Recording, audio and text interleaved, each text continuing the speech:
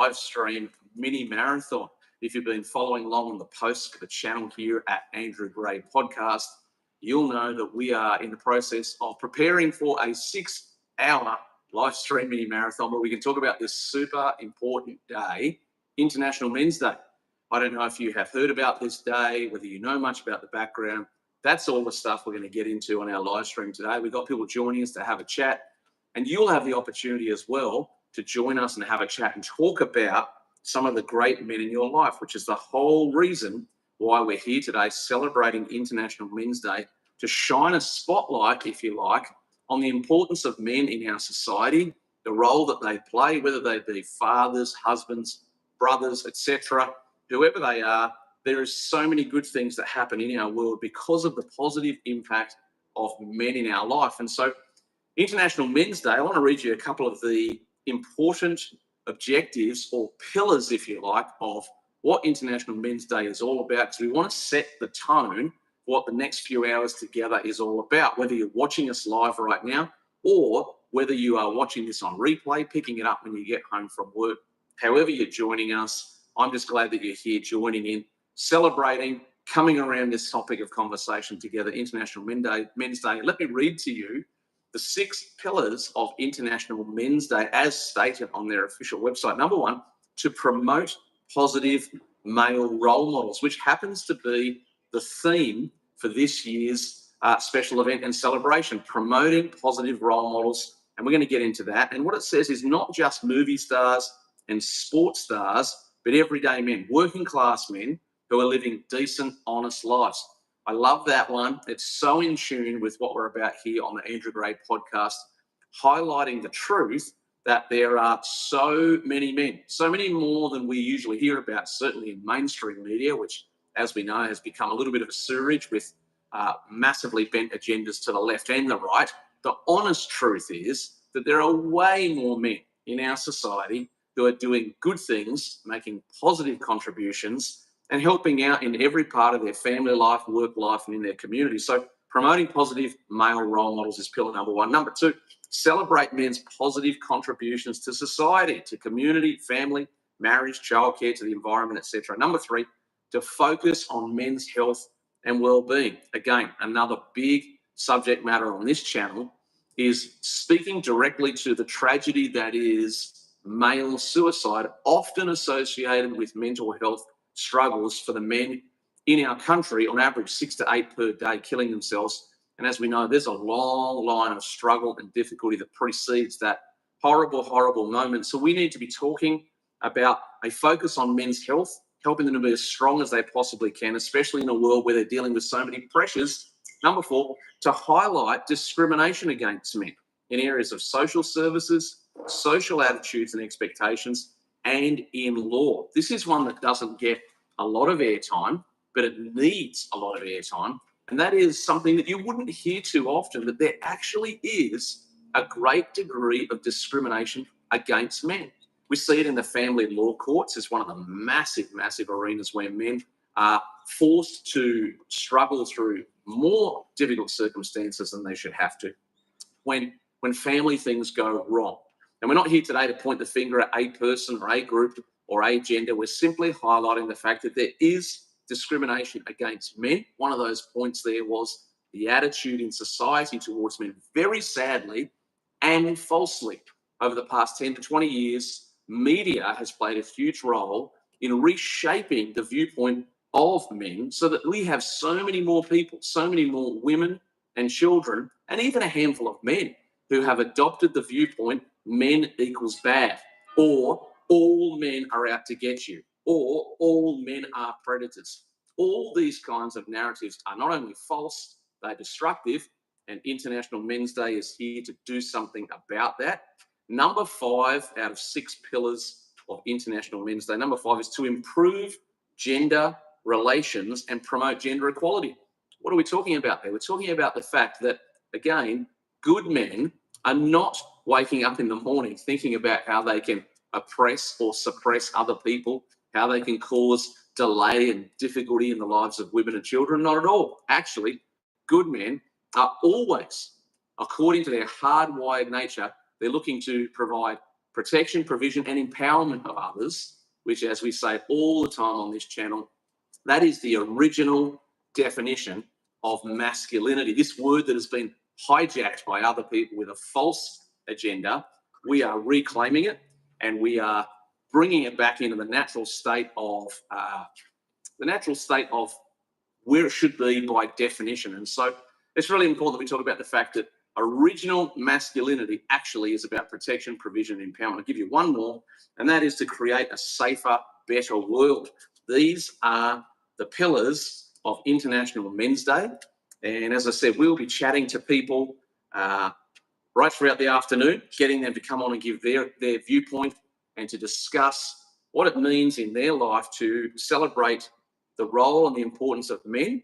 And we're going to give you the chance to join in as well. So if you want to be a part of what's going on here with our live stream, there's several ways that you can get involved.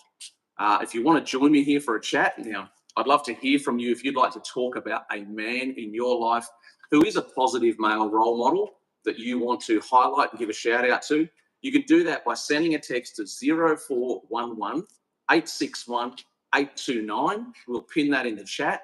Send us a message in the chat, say, I'd love to come on and talk to you. And then we will send you a link back to that same number so that you can come on and join. And in fact, I think we've got someone who's joining us in here now who's ready to go. And so we're going to bring them in as well and see if we can get a chat with her. And hopefully I can hear her when she comes on as well. There we are. Can you hear me, Carissa? I sure can. Can you hear me? I can hear you loud and clear. Thanks for joining us. This is a good friend of mine, Carissa O'Connor. We've known each other for a long, long time.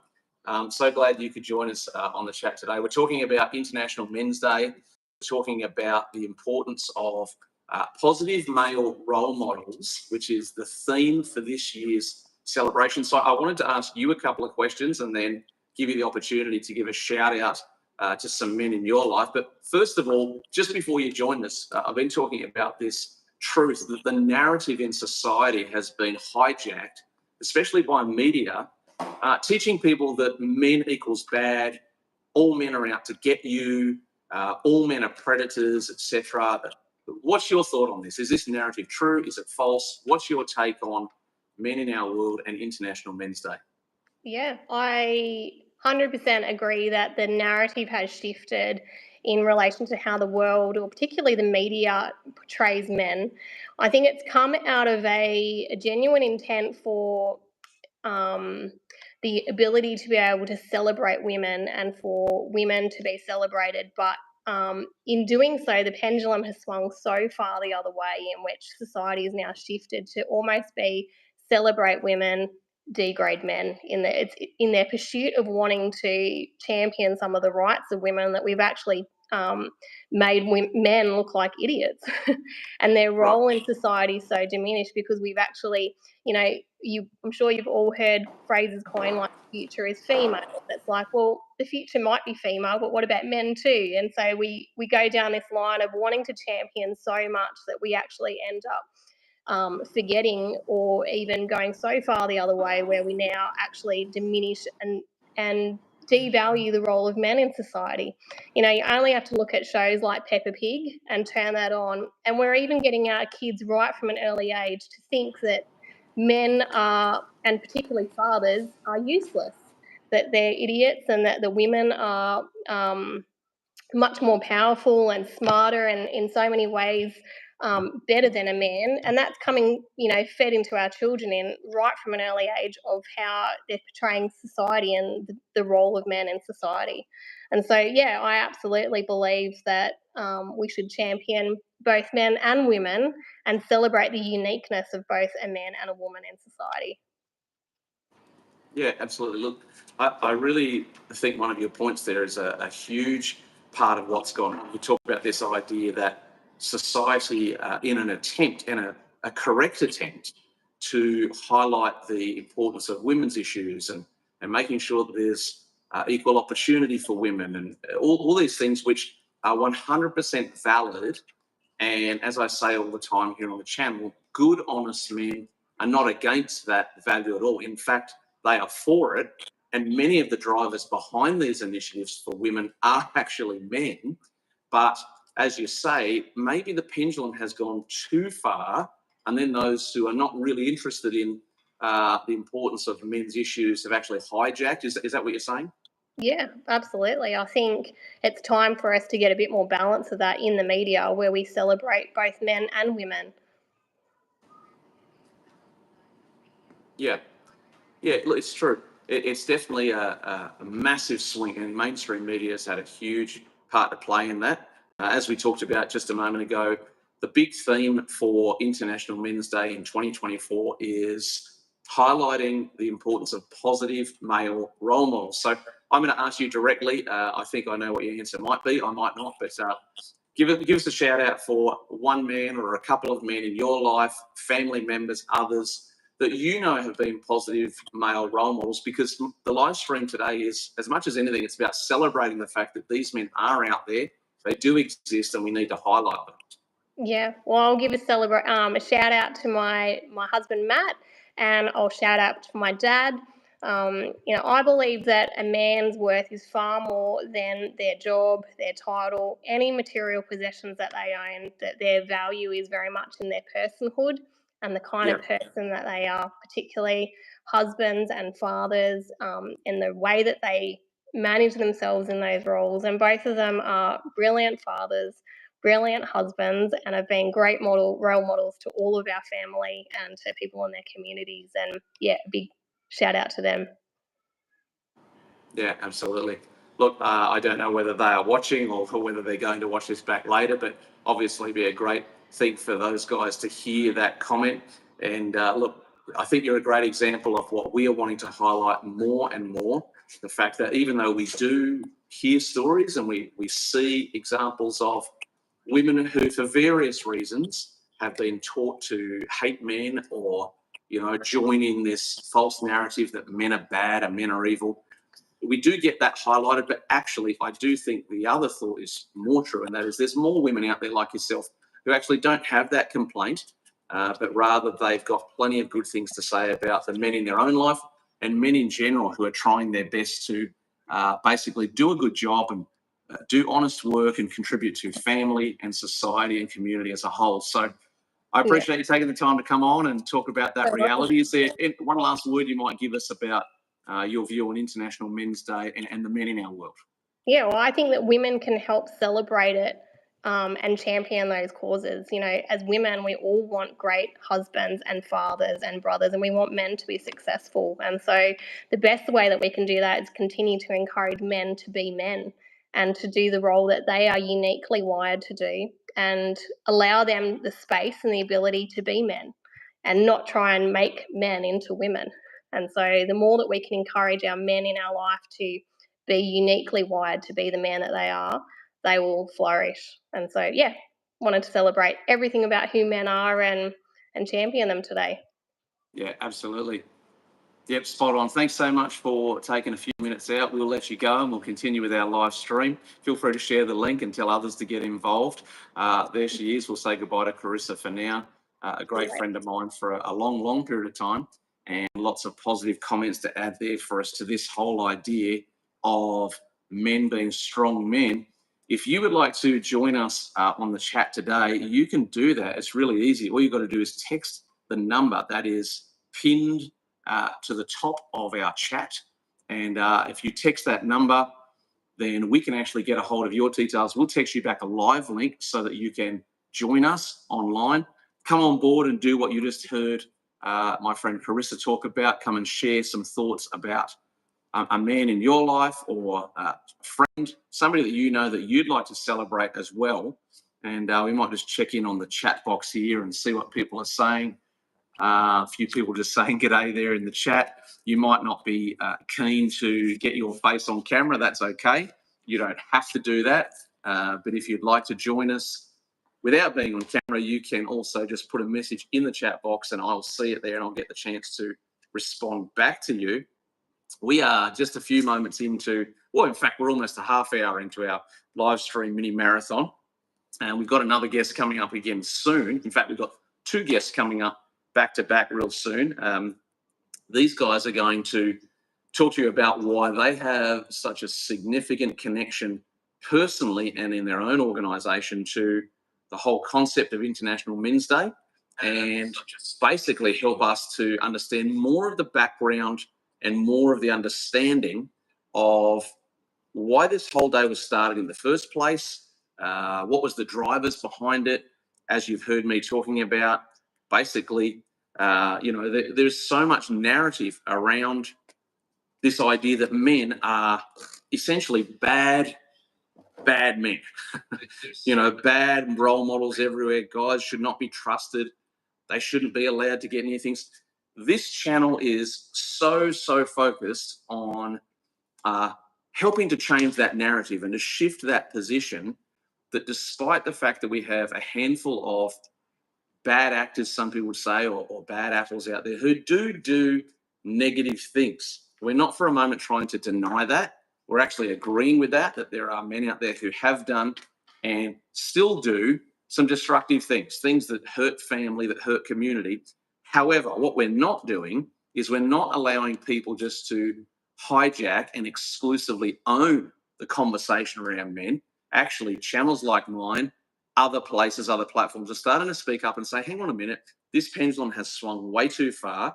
And so we're bringing that pendulum back into line, as we just heard our first conversation guest there talking about redressing the imbalance and bringing us back to a place where we understand that actually there's a lot of good men out there,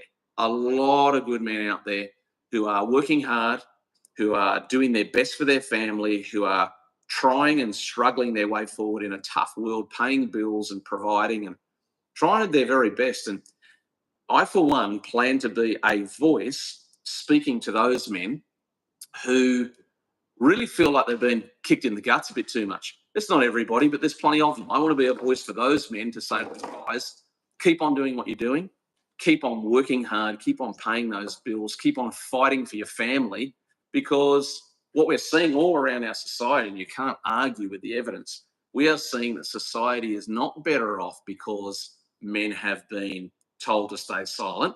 Society is not better off because men have been told that their opinion doesn't matter. In fact, we are realizing that the further we've pushed men to the side of society, we actually have created a massive problem where their contribution is now not felt in the way that it should be. So this channel, this live stream today, celebrating International Men's Day, is all about really redressing that conversational narrative, putting things back into balance to say, let's focus on the good men, let's champion them, let's encourage them, then let's empower them to use their influence as male role models, able, like fathers to sons, to influence the future.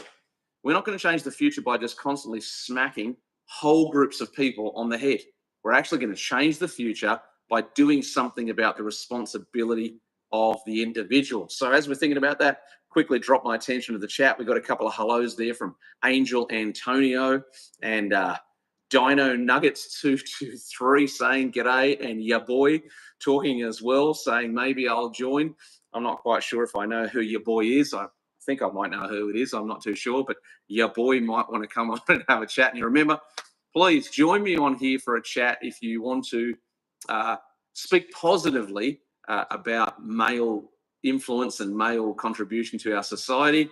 I recognise that there could be the odd character who gets on who wants to go the other way. That's easy. We're in control of the live stream. We'll just flip them off straight away. We're not here to pick on men today. We're here to celebrate all of the good men who are trying their hardest to do good things and make a great contribution to our world. So if you'd like to do that and join us, you can see at the top of the chat, send a text to 0411 861 829, and we will get a link back to you so you can come and join us and we can have a conversation with you. If you happen to not be in Australia, you'll need to send it to +61, then you drop the 0, +61 411 861 829. You can join me for a chat. Talk to me about somebody in your life who's a great example of a good male role model in our society, and I would love to hear from you if that's you, because as we said earlier, we want to celebrate these really important objectives of International Men's Day. I covered these at the start of our live stream, and I'm going to keep on referring to them throughout our event. 6 major pillars or objectives of International Men's Day. I'll run through them. Number 1, to promote positive male role models, and we'll put these in the chat as well so people can read them and highlight them. Number 1, promote positive role. I'll start that again. Number 1, to promote positive male role models. There we go. I got it out. Tongue twister. Number 2, to celebrate men's positive contributions to society. This one I'm so passionate about. Everywhere we look, every day, there are good, hardworking men who are doing great, great things for our society, but they often go through their life invisible. Well, not today, friends. We're making sure we talk about all of the good things that they do, making sure it gets highlighted. Number 2, to celebrate men's positive contributions to society. Number 3, to focus on men's health and well-being. I will say this statement without apology.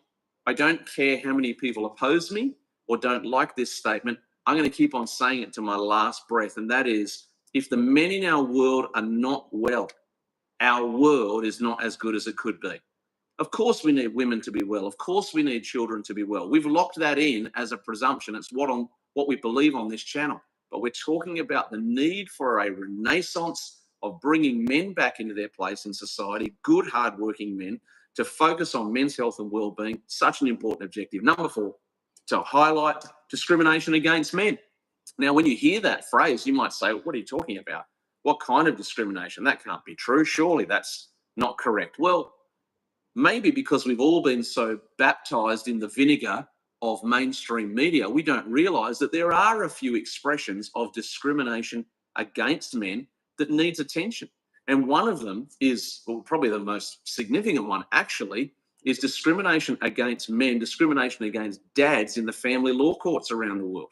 You might not realize this until you do some research, but when families break down, which is one of the most horrible things people can experience, is that really the relationship between fathers and their children gets seriously threatened because the court system often, not always, is very much prejudiced against the man, and life gets even more difficult when it was already difficult. So we need to highlight the fact that there actually is discrimination against men in some places. Number 5, to improve gender relations and promote gender equality. Here's what I believe.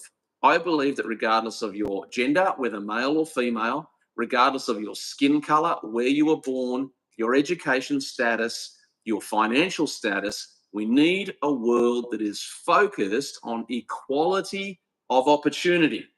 I am not a socialist. I'm never going to be. Much of that whole mantra is about equality of outcomes. But in order to pursue equality of outcomes, you must punish certain traits like hard work when they should be rewarded. What we need to be going for, if we actually want equality in our world, is equality of opportunity. No matter where you were born, no matter your age, whether you're male or female, regardless of the color of your skin, etc., your education status, financial status, the religion you hold, you should have equal opportunity to the opportunities that are presented to everybody else where you live. And that's one of the important objectives of International Men's Day. Number 6, to create a safer, better world. Well, this one's a no-brainer. If you remove men and their influence from the world, you are not going to have a safer, better world. You're going to have a far more dangerous and far more destructive world that we have to live in. And so those are some of the objectives about today. And you can see them there in the chat, all 6 of those things, if you're needing to reference that, why we're promoting this whole deal of International Men's Day and how important it is. I've been saying that there's a couple of ways to get involved. The first one is you can jump into the chat. You can basically leave us a message. You can do a shout out for someone in your life and in your world that you want to make sure they get some love and attention and they understand that you care about them. Please go ahead and do that in the chat. Or you might say, I'd like to actually come on and have a conversation about this. You can do that as well. The easiest way to do that is to send a text to 0411 861 829. We'll get your message and then we will send you a link to join us live here on our International Men's Day live stream mini marathon. Or there's a third way for those of you who live within driving distance. If you live in the Macarthur area in New South Wales, Australia, we are live streaming to you today from the beautiful Barenz restaurant in Camden. We're in the courtyard out the back of the restaurant, so you can actually just turn up spontaneously. You can just show up without warning, and we'll see you come into the courtyard here, and you can come and have a seat next to me right here on the bench. And we can have a good old chat about International Men's Day and why it's so important. So if you'd like to do that, you can do that as well. You'll find us here at Barenz Restaurant, Argyle Street in Camden. It'd make my day if people wanted to come along and join us for a chat. And so we'll just keep on putting the shout out there for people to join us. I know we've got a couple of people getting ready to join us online soon. They're working through some technical issues, and I'll get that sorted on their end soon. I really want you to hear from them because we have our next couple of guests coming up are heavily involved in the background and the history of International Men's Day and why it's such an important thing.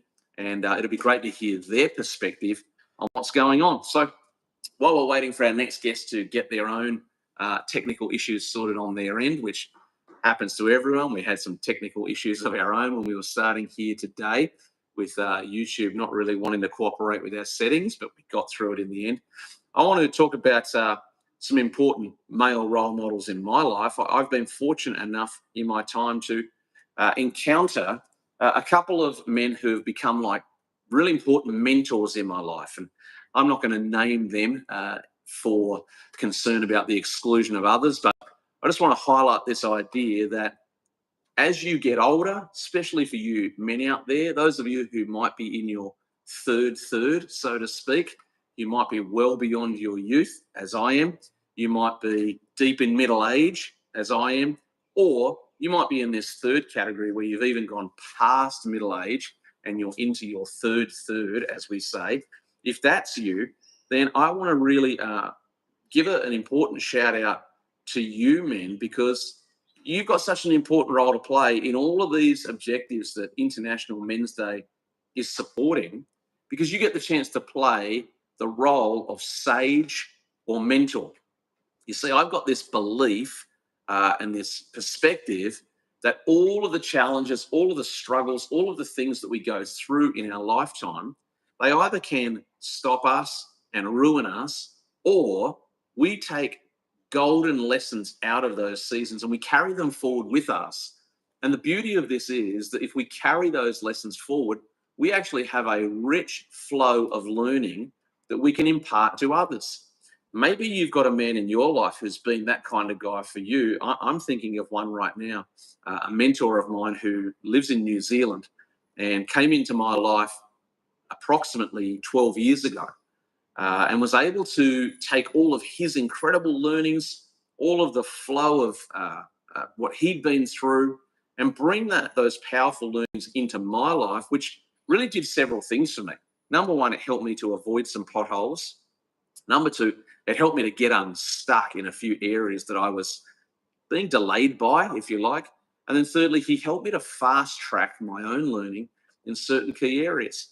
And the powerful thing that I want us to capture here is the fact that this man would have not been in a position to pass those learnings on to me, except that he was a man past his youth, past his middle age, and deep into the third of his life, where he was able to take all of that history and all of those learnings and condense it into digestible lessons to help somebody else. So I want to really encourage any men out there who are in that age bracket. You're watching this, either watching us live or you're watching it on replay, maybe once you get home from work or whatever else.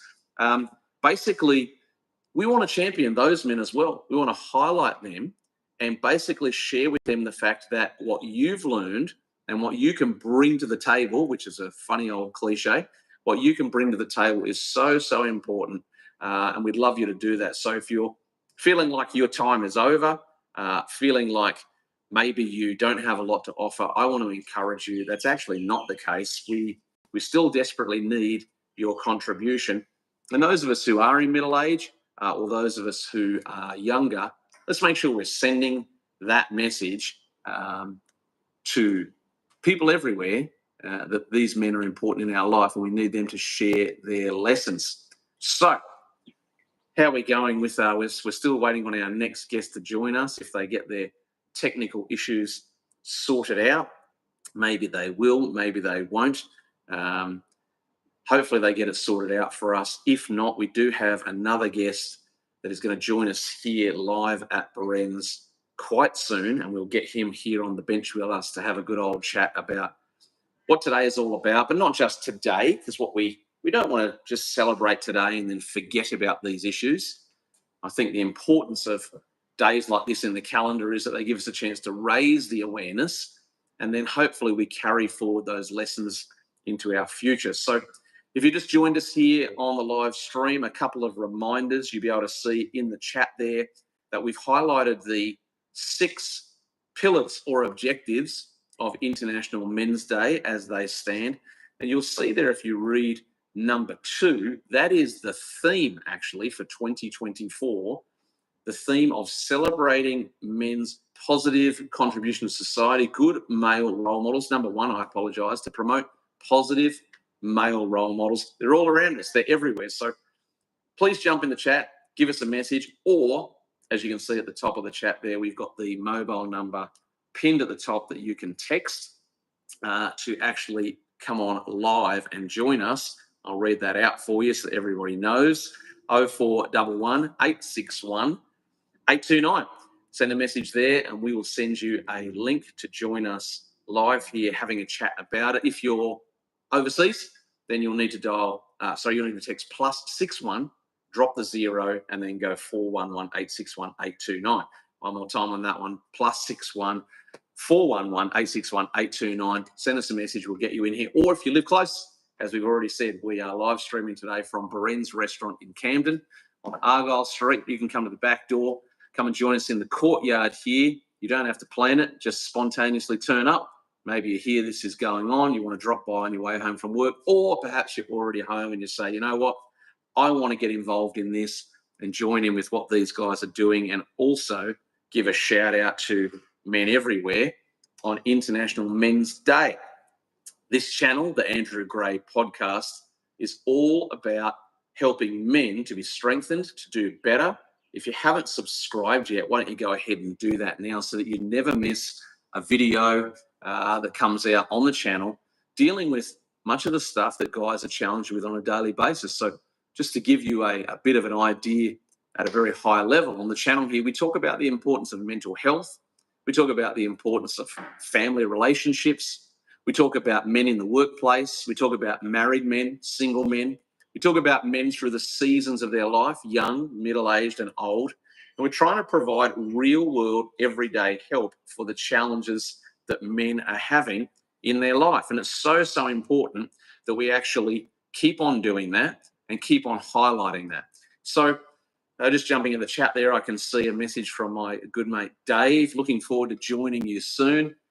Just cooking a late lunch steak for International Men's Day. Dave, do you reckon you could jump in the car, cook 2 steaks, and bring one over? In fact, bring 3, one for you, one for me, one for my producer behind the camera, because what better thing to do on International Men's Day than have a steak, unless you're a vegan, of course, which you're entitled to be one. There's a lot of jokes there that I'm not going to touch because I don't want to upset anybody unnecessarily. Dave, you just send us a text to that number when you're ready to join us, and we will get a link to you to join us live here. I know that you will have many, many positive things to say. Just give everyone a bit of a preview on our friend there, Dave, right now in the chat box.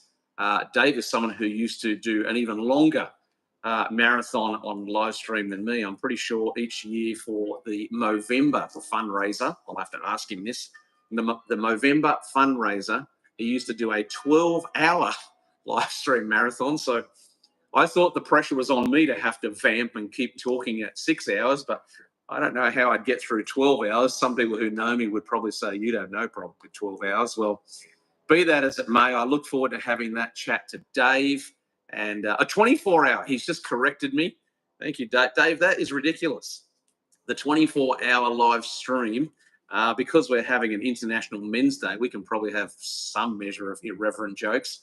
I need to know what your urination strategy was and your nutrition strategy. And did you leave the desk, or did you put up a sign, Dave will be back in 5 minutes? Maybe you can tell me that when we have a chat later on. There you go, 24-hour live stream marathon for Movember. Dave will be on soon. Can you tell us in the chat how long you're going to be, Dave? What kind of steak are you making? Are you doing rare, so you'll be with us in 5 minutes, or are you shooting for well done and you'll be online with us in about an hour? You can let us know in the chat. I think before Dave jumped on, I was saying that if you are close to the local area here, we're in Camden in Argyle Street, and we're live streaming from this beautiful restaurant called Barenz, owned by a great friend of mine. So if you live here, then you can actually come and have lunch, have dinner, have some drinks. It's a great place. Maybe you need it somewhere for a wedding venue or function.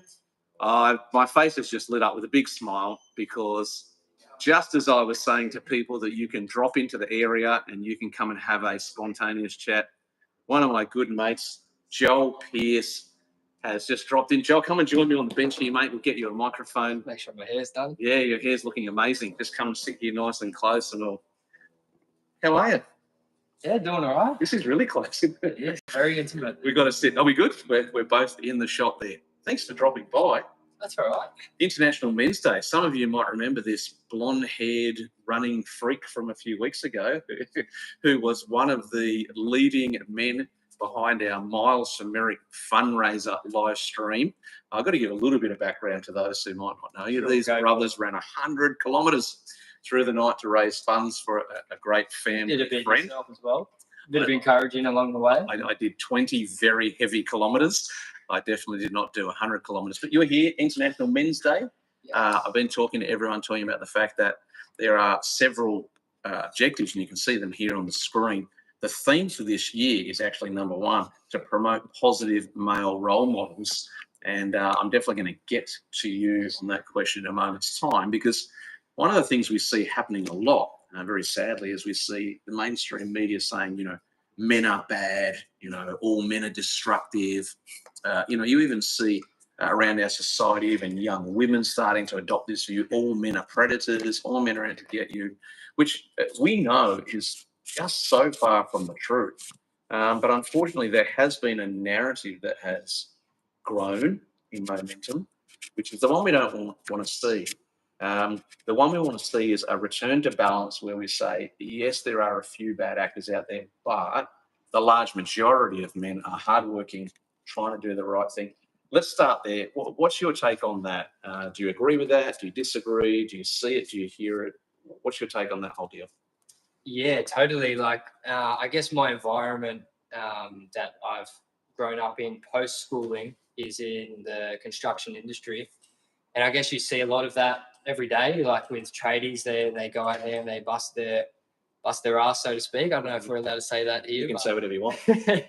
But yeah, they're out there working hard to provide for their families. And being a builder, I'm a carpenter by trade, but also a builder. You get to see not only just the carpentry section, but you get to see the electrical, all the different trades, like the plumbers. And you see each of these guys, they're out there working hard to long hours of the day till dark, and then they get home, go have dinner, and then they go do it all over again. So you really get to see that men are actually like the backbone of what happens in this world, and like all their hard work does go unnoticed sometimes, and it's a bit of a shame. And like these guys are putting their lives on the line and stepping out each day and to provide for their families. Yeah, absolutely. You're so right.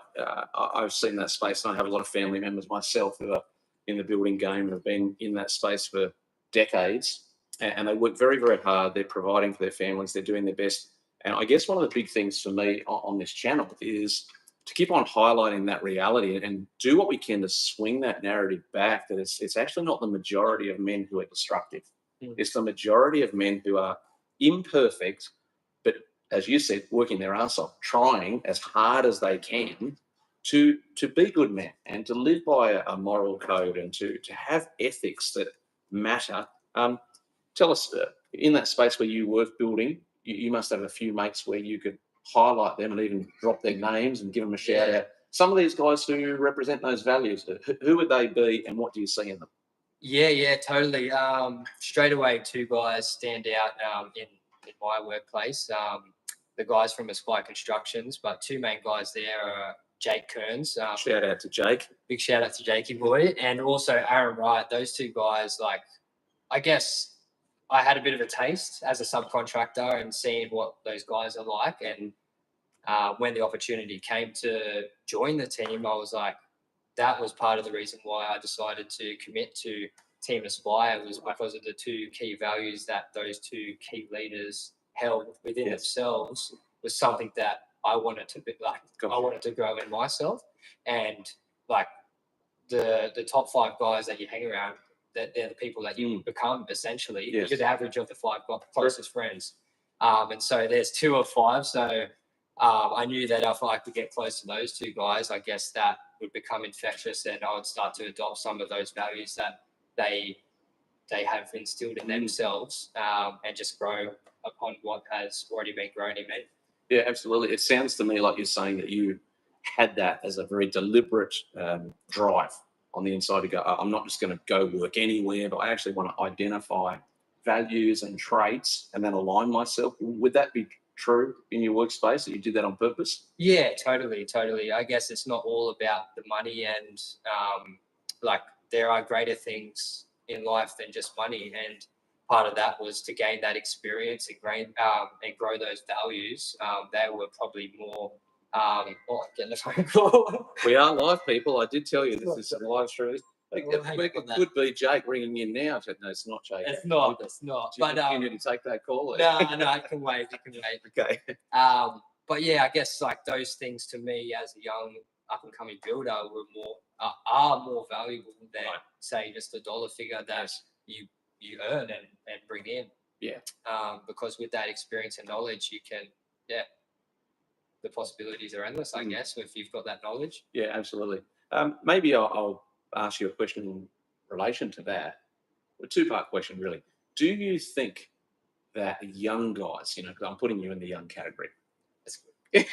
Nice, thank you. You're not too far from crossing over to, you're not, we won't expose my age. Let's put you in the second quarter of the game. She's not quite into the third quarter, but, Anyway, do you think that young guys out there are consciously thinking this thought, I need to find mentors, essentially? Is that going on?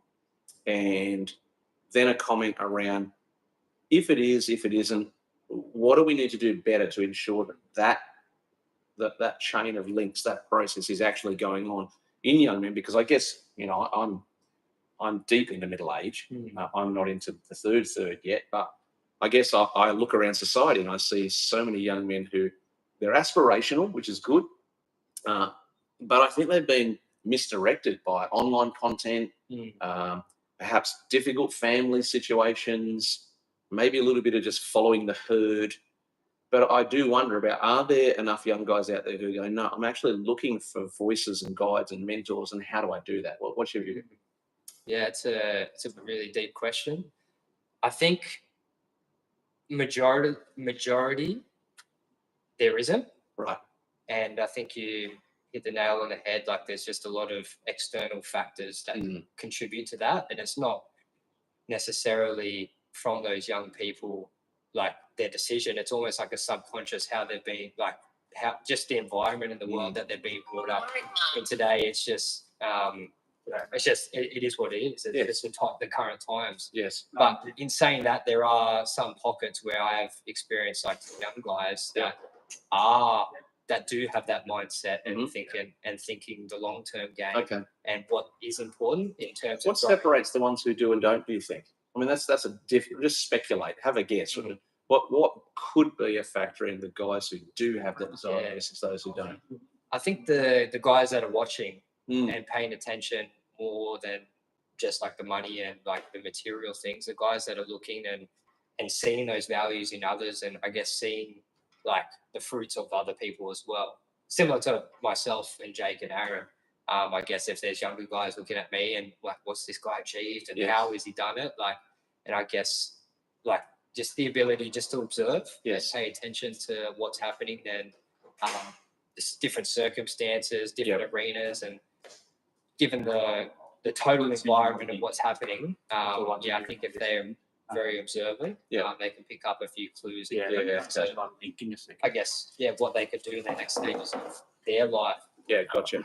One of the things that is an objective, and we can see it here, number one, objective of International Men's Day and this year's theme to promote positive male role models. If people have a chance to read the website, it also has a subline there. It says, not just sports stars or celebrities. Here's an interesting one.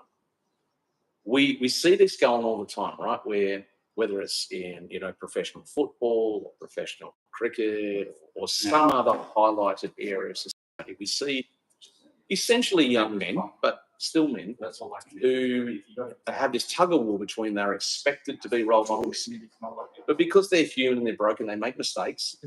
And then generally we see this process of a pocket of the media piles in on them, and then another pocket of the media says, well, it's their fault. And there seems to be this tug of war between, if you're in the spotlight, does that mean, therefore, that you should just accept the fact you are a male role model, or is that unfair? What's your view? Yeah, another interesting question, quite deep as well. We're all about the deep here at Andrew Gray Podcast. Yeah, well, I think it's quite easy to, these days, for anyone to kind of be in the limelight. Yes. Everyone's got a camera, everyone's got a social media page, and it can just spark up at the drop, in an instant, really. Yes.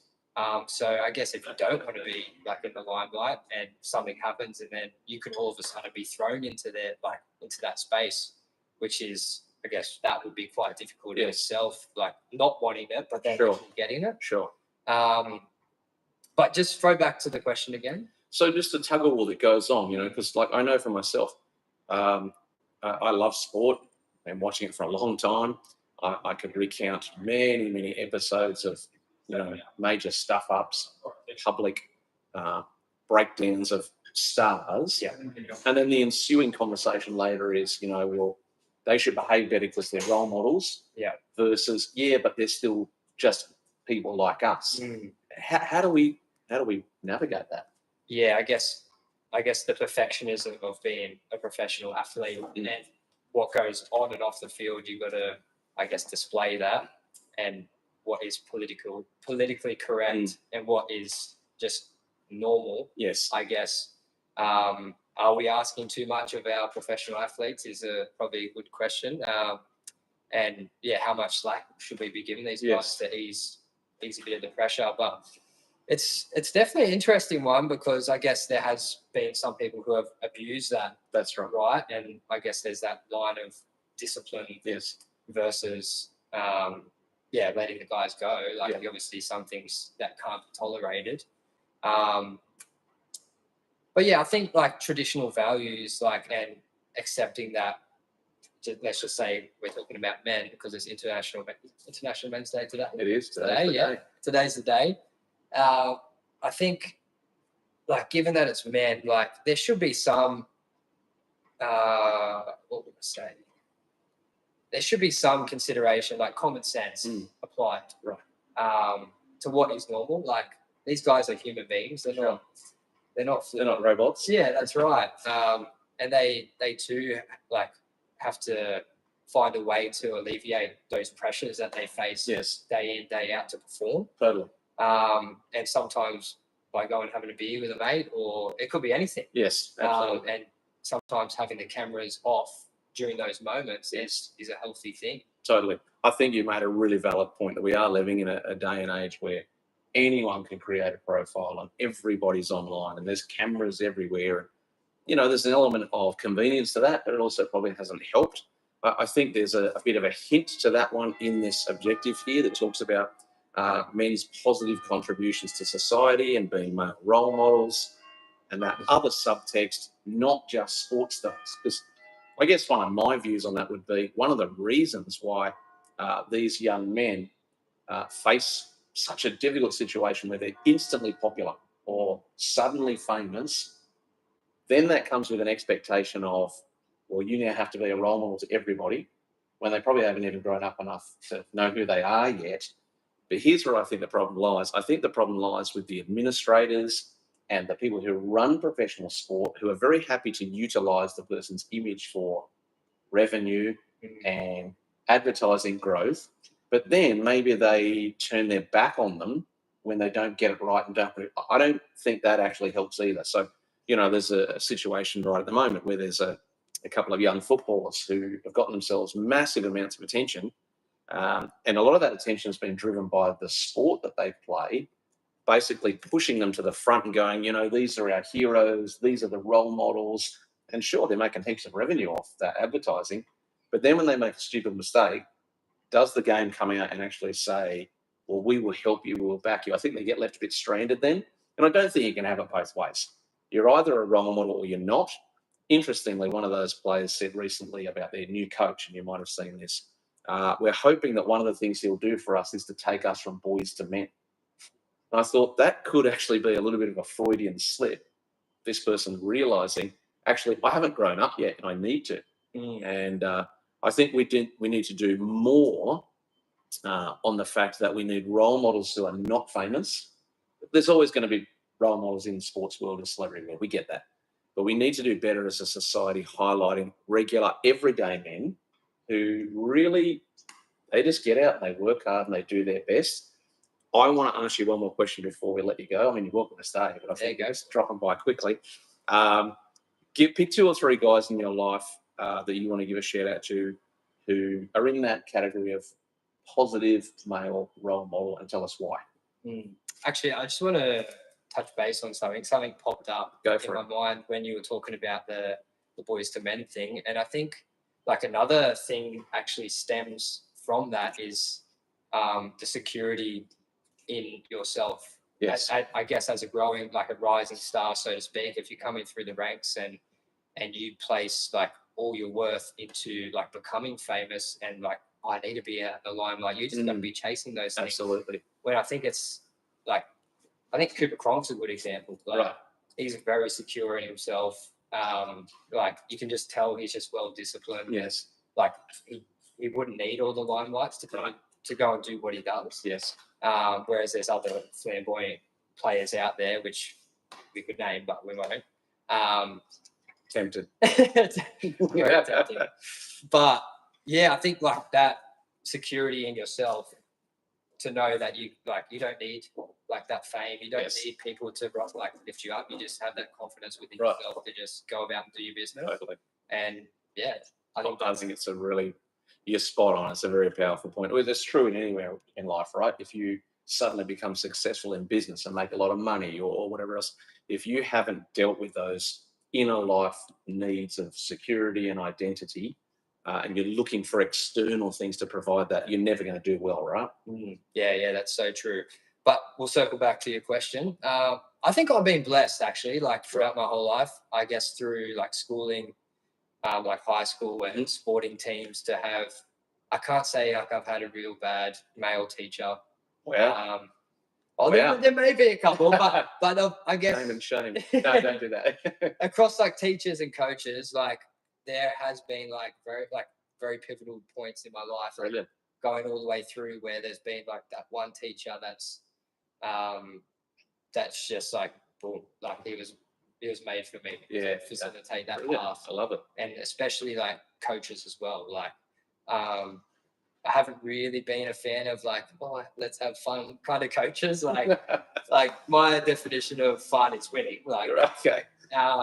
And so like I've had those coaches that have like, all right, you thought like you got to this point where you're good, but no, let's scrap it all back. Like you can do better kind of thing. And it's not all about being better, but I guess like to get the best out of yourself, like they're just increasing the ceiling level on what's possible. Absolutely. And I guess like sometimes when, especially in sport, if you lower your ceiling, you're just going to be restricted, and I guess you limit yourself to progress. So I guess I had those coaches like at each level in my journey, like through soccer, football, cricket. Like I just had really good coaches. But circle it back to now, a few key guys that are just have brought me up another level to where I am. I'll start with Jake. So Jake is one of my boss at Aspire Constructions. just the way he operates and with such composure. Right. I reckon that's a great word, composure. Totally. And just his level of capacity, the two C's, composure and capacity, I would say like is so infectious. And I know that he has that same impact with not just me, but everyone who's around him. It's not just like a one or like a specific for one person. Yes. It's just who he is. You can Gotcha. see that it's ingrained in him, and Yeah. that's like really refreshing. Even though like it's a stressful being a builder, Yeah. especially nowadays.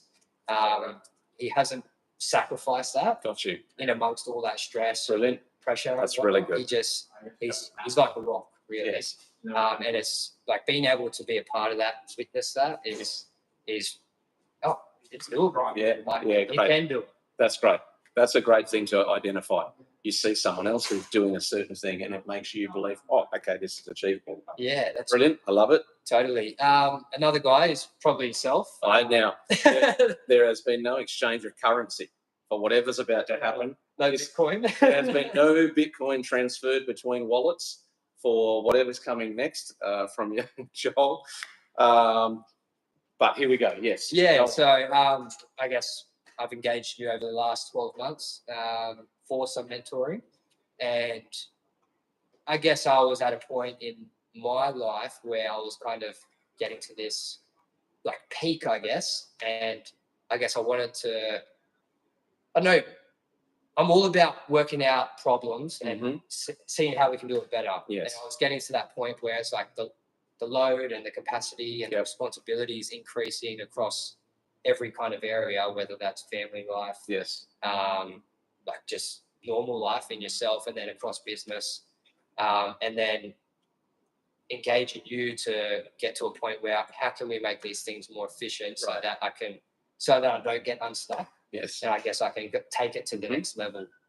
And so engaging you, it's over a year now. Yes. So yeah, we did like a year together where we caught up monthly, and that was little did I know what season lied ahead when I contacted you. That's right. But it's probably been a blessing that I did get that feeling and urge to reach out, and there was some preparation before the season that I guess we're kind of still going through, but we're coming out the other side, but we've still got to go through some things. But I guess a lot of that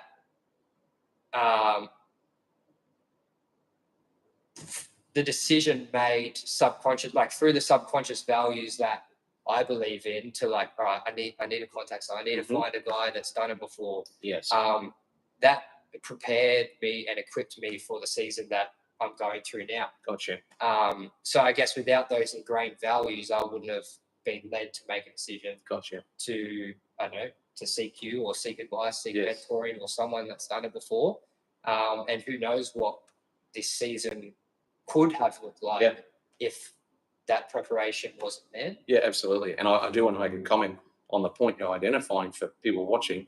The truth is you were a breeze to mentor for 12 months because, and the reason I say that is because you already had this attitude of, I need to find solutions. And, for all of us, all men, whether they're young, middle-aged, old, we all bump into something sooner or later that becomes a little bit like a roadblock. And our male tendency usually is to start scratching around trying to fix it ourselves, which is not wrong. It's not wrong at all, actually. It's better to take action than do nothing. But we sometimes go too quickly for that tool of what should I do? But actually, I think what you tapped into is something that I'm preaching about all the time, and that is to tap into who has done this before, highlighting that powerful dynamic of who being a better question than how is often the way to go. And you did that so you became a breeze to mentor. So congratulations to you for that. No Bitcoin was transferred for that shout out either, although later. Maybe a little bit of Ethereum. So yes, okay, have you got one more for us? Look, off the top of my head, I've got to say Scott Davey, who was one of my football coaches. Scott Davey, right. I'll say my dad as well. Okay. Dad's been like a great influence in my life. He's been there from start to finish. You'll know. And he's got great values himself. I grew up in a split family. But he's stuck around and he's instilled some great values. Yes. He's always been never giving up, and he's got this resilient attitude and like of never giving up. Yes. So, like there is some really great values that Dad has passed on to me, and that's been ingrained in my family. But I'll give another shout out to Scott Davies. This is, I guess, where I get my discipline from. Like Scott Davies and Daniel Norrie, they're two. Scotty Davies and Daniel Norrie. Yeah, these guys were my coaches and trainers for rugby league when I was coming up through Camden Rams, through the 18s and into seniors. But these guys were like really push you to your limits. Yes. And I guess that was quite pivotal through like a late teenage kind of into adulthood, like to hear like some hard kind of discipline from like men that aren't in your family, and just getting on and getting it done, and just responding to like whatever they threw at you. Okay. If they wanted us to run 4 laps in under a time, we'd do it, and then they'll be like, it's not good enough. Yeah, okay. and then you'd actually grow, like expand your thinking through that, because they believed you could do it. They believed we could do it. They wouldn't throw anything that was impossible. Yeah. They were just like, all right, you done it. Yes. Well done. Yeah, great. And it kind of humbled yourself as well. Yeah. Like didn't let you get a big head. Yes. Throughout whatever sport we were playing, but yeah, we was like, yeah, they were encouraging. Yeah, well done, good job. But it wasn't like, no, you're not putting your head up here. I'm going to bring you back down to where you should be. Yes. And get on with the next thing. So those guys were really, they're quite important in the shaping of me coming up through as an adult as well. Brilliant. I hope those guys get the chance to watch this, maybe on replay, to hear those words, because just that little story you've told there is highlighting, I guess, 2 really important things that we're trying to do through events like today. Number one, we're highlighting guys who are not famous. Nobody knows those guys you just mentioned, except the people who know them, right? But that needs to happen. The non-famous guy needs to get the shout out for what he's doing. And then also we're basically highlighting this idea that there are people who are thankful for that. There's gratitude that exists all around us. It just too often sits in our heart or our mind, doesn't come out of our mouth. So I appreciate you dropping in, having a chat. Go for it. You do as many as you want. Right. It just came to mind. In more recent times, I would have to say JL. So Josh Lees, he's really stepped into our family's world the last, I would say, almost close to 6 months. Yep. And just the type of care and compassion that he's shown as a man to like sacrifice time. I think that's been massive. Like sacrifice of time, like away from his own family, and also even bringing his family, sacrificing their time into, like, I know his wife Jade has been a massive, had a massive contribution into this, like helping my family out through this season. And just the sacrifice of time and how JL operates as a man. Not only a business owner, like he is that as well, but like just as a man as well, and being able to use his skills and gifts to impact other people's lives for the better. Right. And I guess that doesn't come without the sacrifice. Totally. So big shout out to JL. Bit of love there for the big man. Hope the hamstring's pulling up. Yeah, exactly. Well, hopefully, as I said, these guys get to listen back to this and hear your shout outs and your comments. Thank you. Thank you. Great to see you. Thanks for dropping in. There goes Jolie Pierce. He's out of here. We appreciate him taking the time. But I tell you what that really does for the rest of us, everybody, is it highlights a super important factor. And that is this idea that all over the place there are men of all ages who are grateful that somebody helped them, somebody said a word, somebody gave some advice, somebody mentored them. Maybe it was coaching through sport, maybe it was a school teacher. However it happened, we do need to understand that there are millions of people out there who have got these thoughts and these values and these feelings on the inside, and they've got to make it known. So that's another value that this is all about here today. And it's so important that we actually help people have the opportunity to actually express some of these thoughts and values. So what we're going to do right now is we're going to bring in my friend Dave, who I believe is ready and waiting to go. And any second, we might just put this microphone out the way here. If you're, as we're getting him ready to go, don't forget what I said not long ago, that if you're in the area, you do not have to let me know that you're coming. Just drop by at Barenz restaurant in Camden, where we're out the back. You can park in the back car park and come and join us here in the courtyard out the back, where we are celebrating and highlighting International Men's Day. So I think we might have got that link ready for Dave to go now, and he'll be coming in any moment. I'll give him a bit of an intro, and then we'll have a good old chat to my friend Dave, who, as I said, not so long ago has had some pivotal involvement in other great awareness initiatives like the Movember campaign that happens here in Australia. We can talk to him about that, talk to him about other things as well, as we've got other guests arriving here live on site with us. International Men's Day, people. We're an hour and 15 minutes into our live stream event, the mini marathon. We're going to try to get across the 6-hour line. If everyone gets bored and stops watching, well, we might go home too, but hopefully you'll keep on watching. Maybe you're on the road home and you're listening to this. Maybe you're getting home from work already. Maybe it's after school, wherever you are, whatever you're doing. Hopefully you can participate and join in some way or other.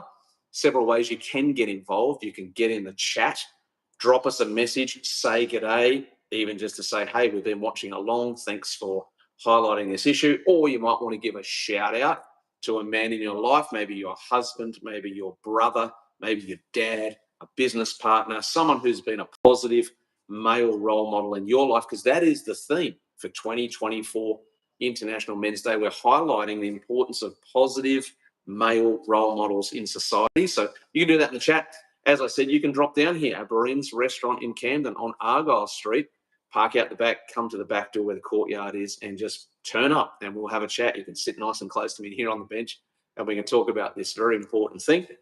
If you'd like to join me online, the way you need to do it is to send us a text on 0411 861 829. We'll get your message and then we will text you a link back that will let you join us live.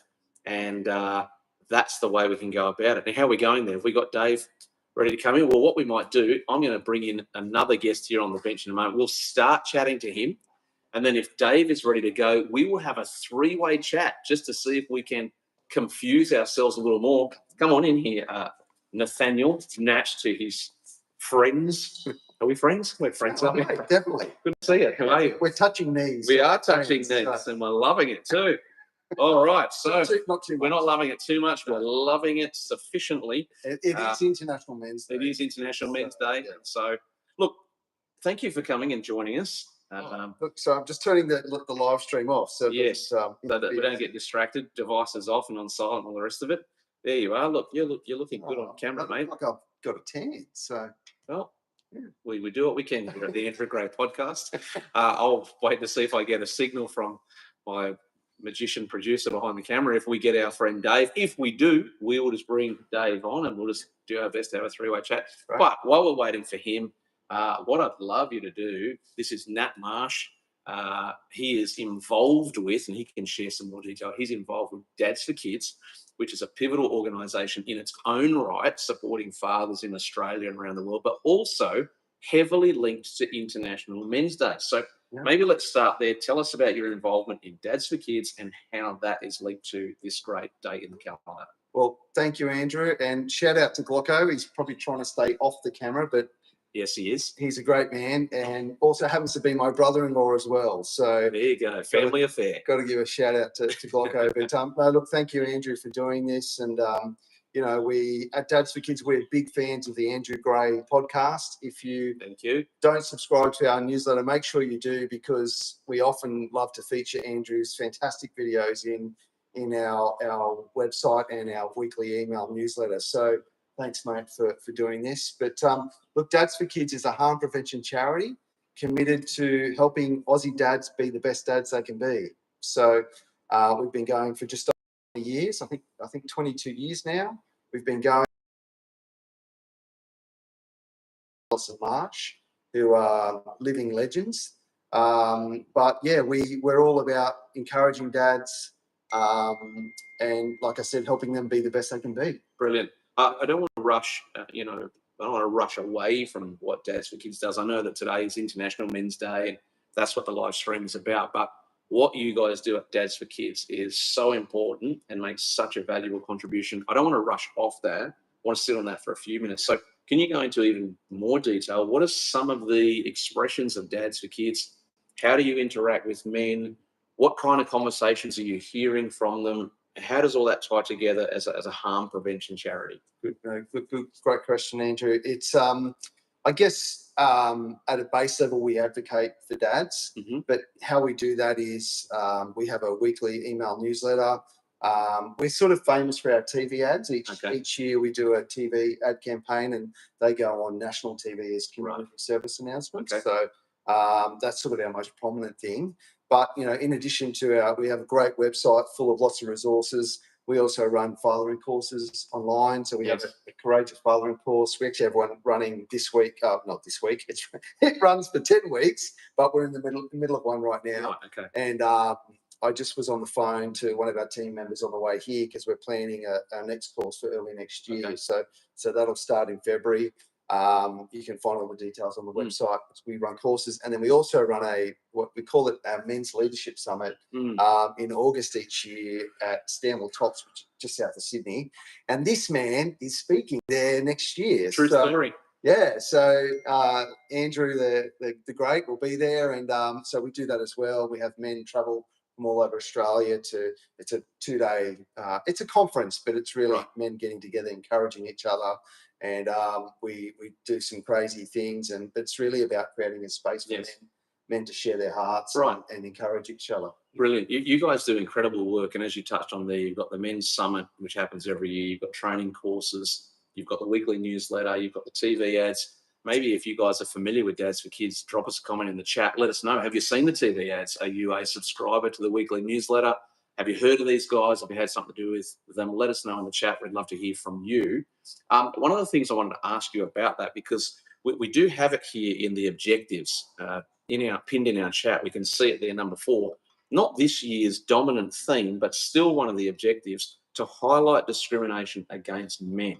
Now, this, for me, I've got to be honest, this has very recently for me become an important value to start to give airtime to, because I used to be like what a lot of other people probably still are. I was not really aware to the level that I needed to be of the kinds of nuanced discrimination that goes on, especially in the family law courts, right? So could you talk to us a little bit about that area? Because I know that's a big one. You guys are heavily involved you're in conversations with dads all the time that are going through the double pain of family breakdown, but then can't have a relationship with their kids, which for me, I don't know if I could think of anything worse. Talk to us about, what do you hear, what do you see, particularly as it pertains to this objective of highlighting that? Because most people who are watching, or, if we had 1,000 people in the room, most people would be blissfully unaware that it goes on, right?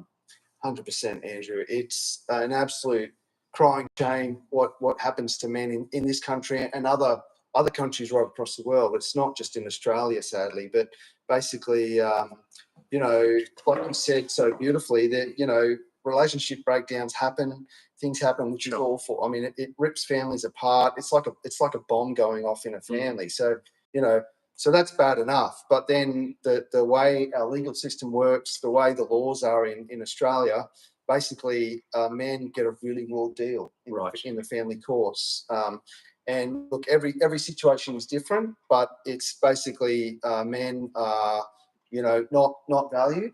Their contribution as fathers is not really, in most in legal situations, is not really taken into account. You get situations where the partner can make allegations against the man, and they don't have to be proven. That will just automatically, the way that the law is, he's basically guilty until proven innocent. So the partner can make a claim. He'll then need to spend the next 6-12 months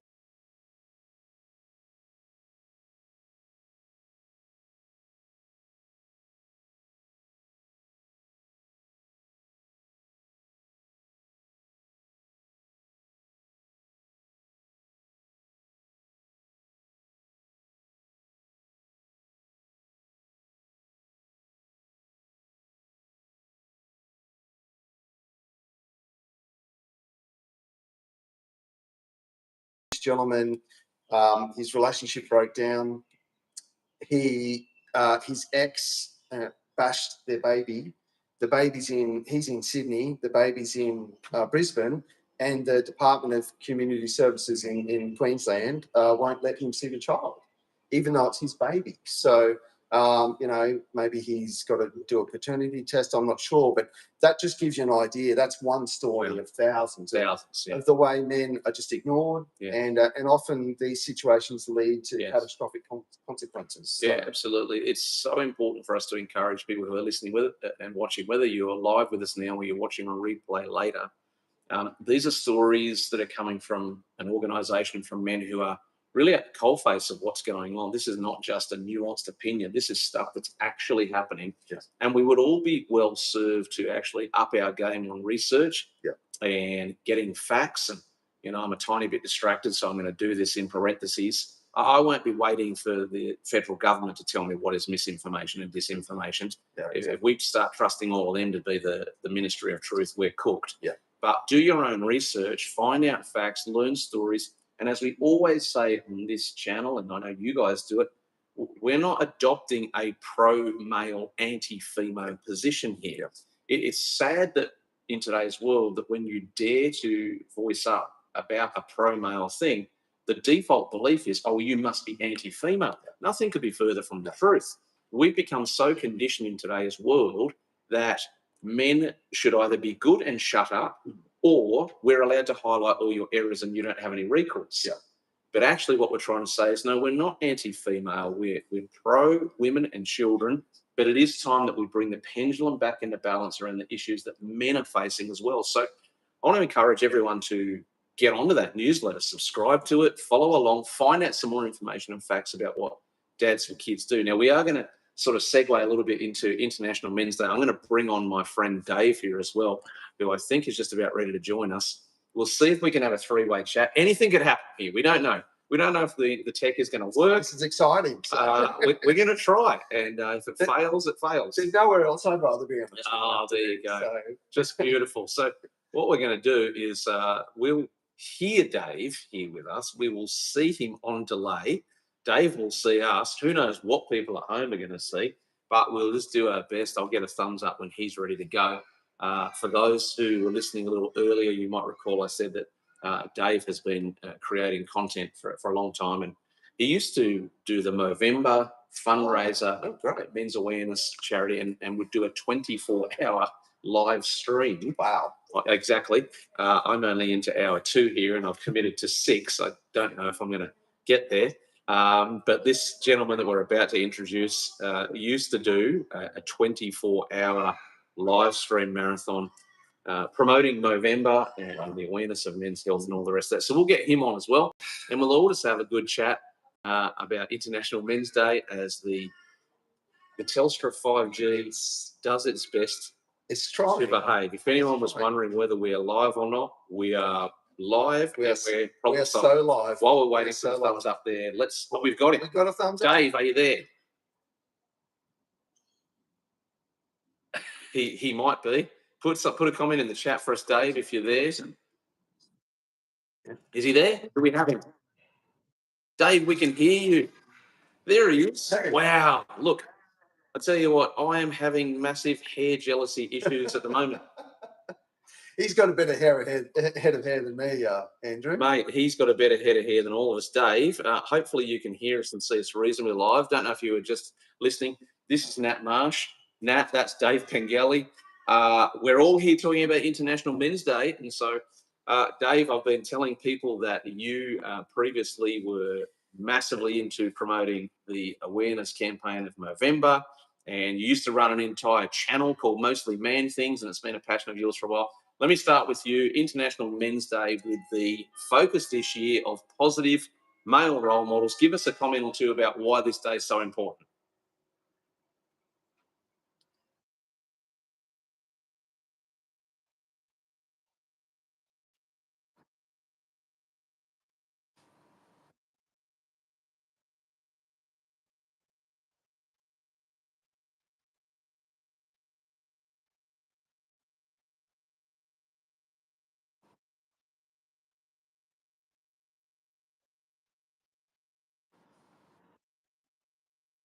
Right.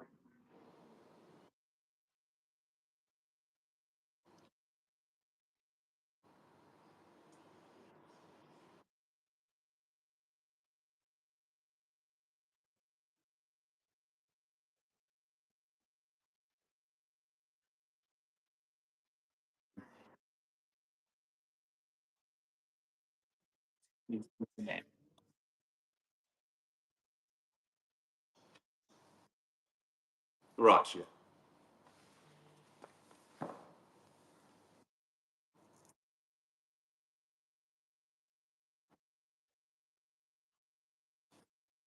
Yeah, we do have a bit of delay and lag going on. We'll try to push through. We're picking up the core of what you're saying, but we are having a few delay issues. But press on, brother. Keep on trying.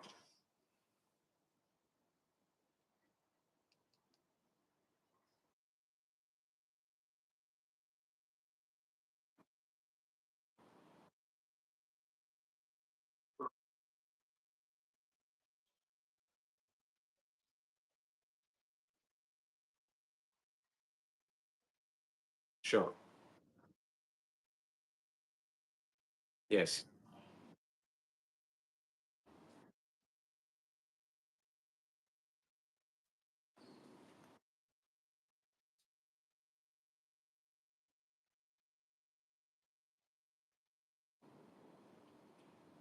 Yeah. It's.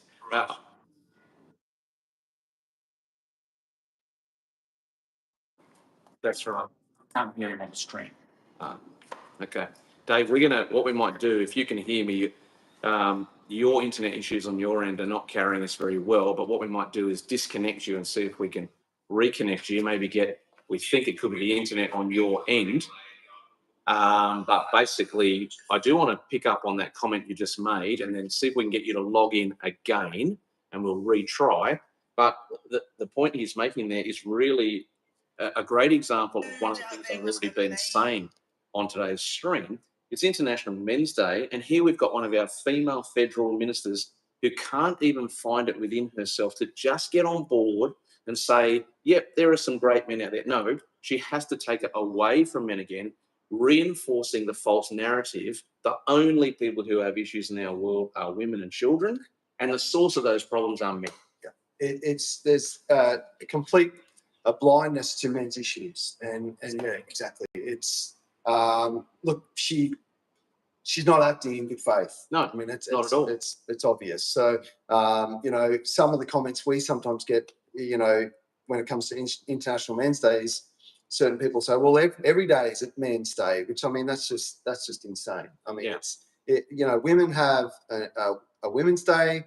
Surely men, in the interest of just straight up equality, surely men can have a day. That's right. So it doesn't seem too much to ask. No, absolutely. Dave, can you still hear us? Have we got you back now? Yeah, I can hear you. Am I better now? Is that? You look at and sound smooth again, my friend. All right. I realized for some reason my Wi-Fi wasn't connected. I was running off 4G, so apologies. 4G I'm back on my NBN, so I should be good now. Excellent. I Well, don't while we often lost stream you off there my for a moment, I mobile. was I'm just used to doing all my desktop and my cameras and stuff. This is a bit foreign for me. You caught me out here. Yeah, no problem. I was just saying that while we lost you for a moment or two, we were actually piggybacking off your comment that was so appropriate that on a day like today, International Men's Day, we've got one of our female federal ministers who can't even stomach the idea of just getting on board and adding some reinforcement and support. It's got to be pivoted again back to this false narrative. Only women and children struggle, and they struggle because of men. This is what we're seeing all the time, isn't it? Yeah, and this false narrative of the gender pay gap, where they're not talking about the same job, they're just talking about they think all the genders in an organization and average it out. And so they're not saying that female pilots get paid less than male pilots.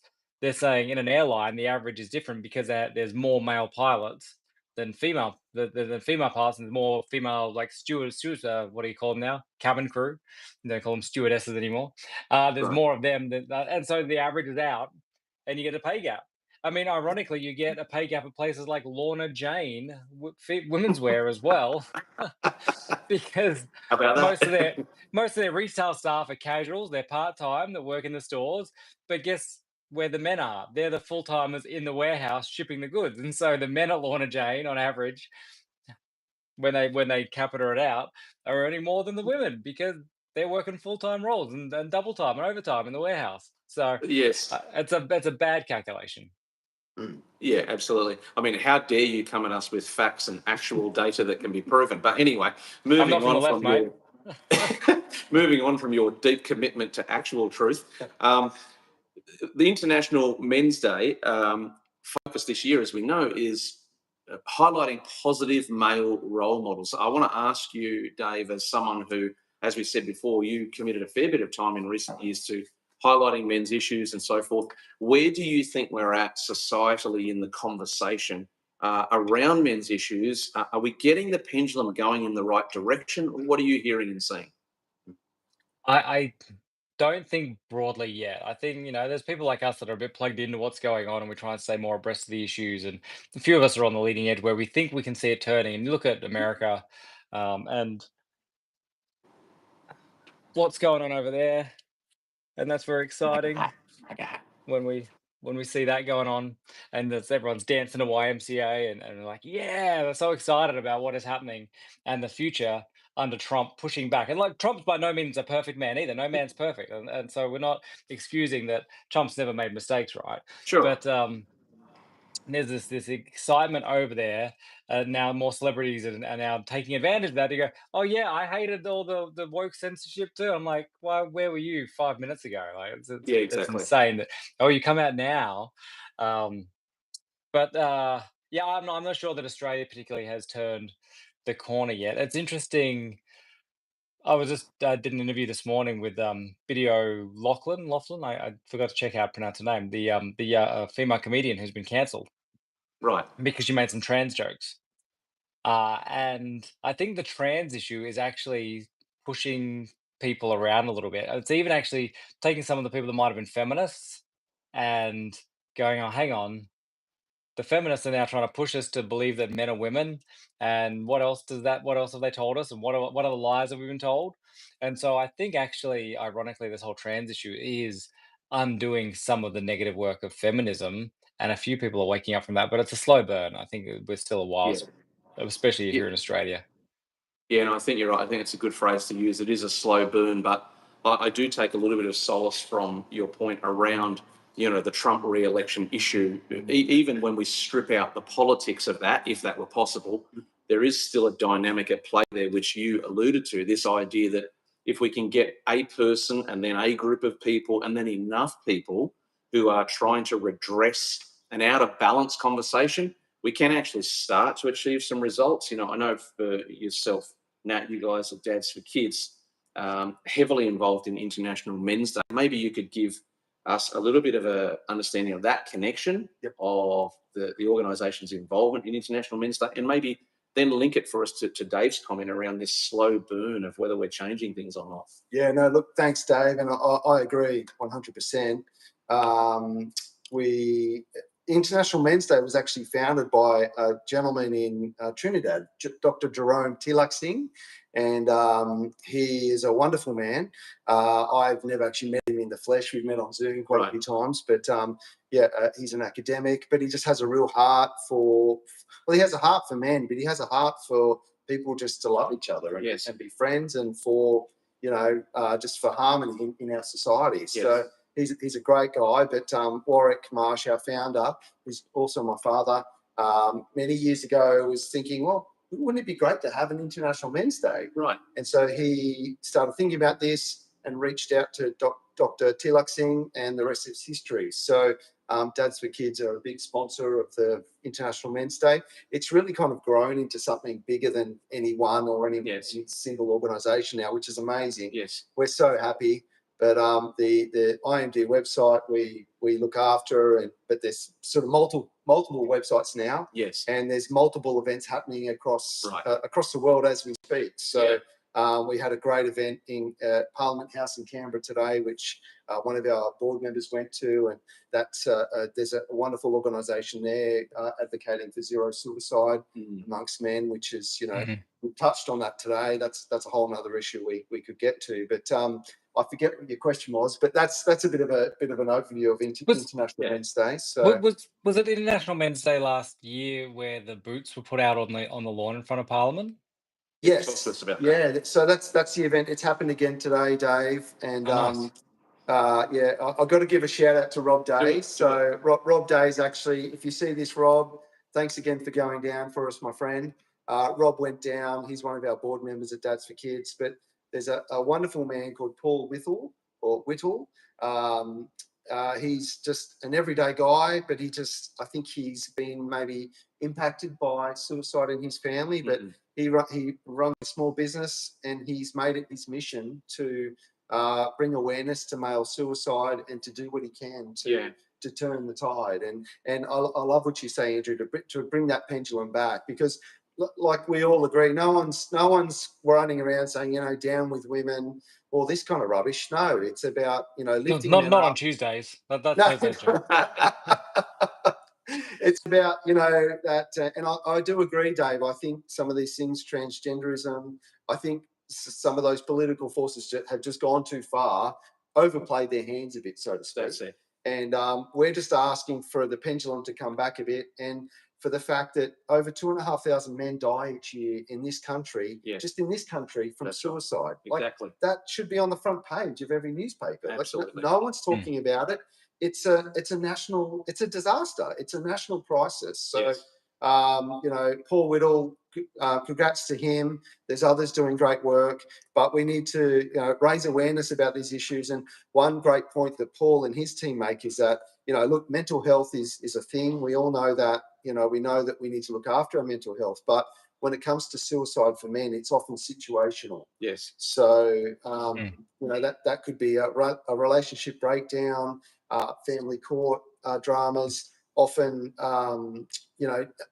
issues like that will often lead to men doing something catastrophic. Yes. Yeah. Since statistically, that's what it shows, right? Statistically, it's overwhelmingly family breakdown, family court, relationship, spousal issues. Because I've done the stats on some of this where they go, oh, there's been another woman murdered. I'm like, it's tragic. I don't want to take anything away from women being murdered. That's not good. But guys are killing guys as fast or faster.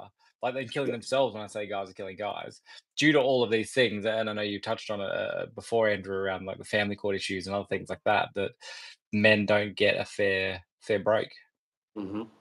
Yeah, absolutely. Look, I think there's a little tie-in with what you're both saying that's really important for us to make sure we do highlight. And it's the combo of this idea of, if enough people will start to speak about a thing, you actually can slowly turn the tide.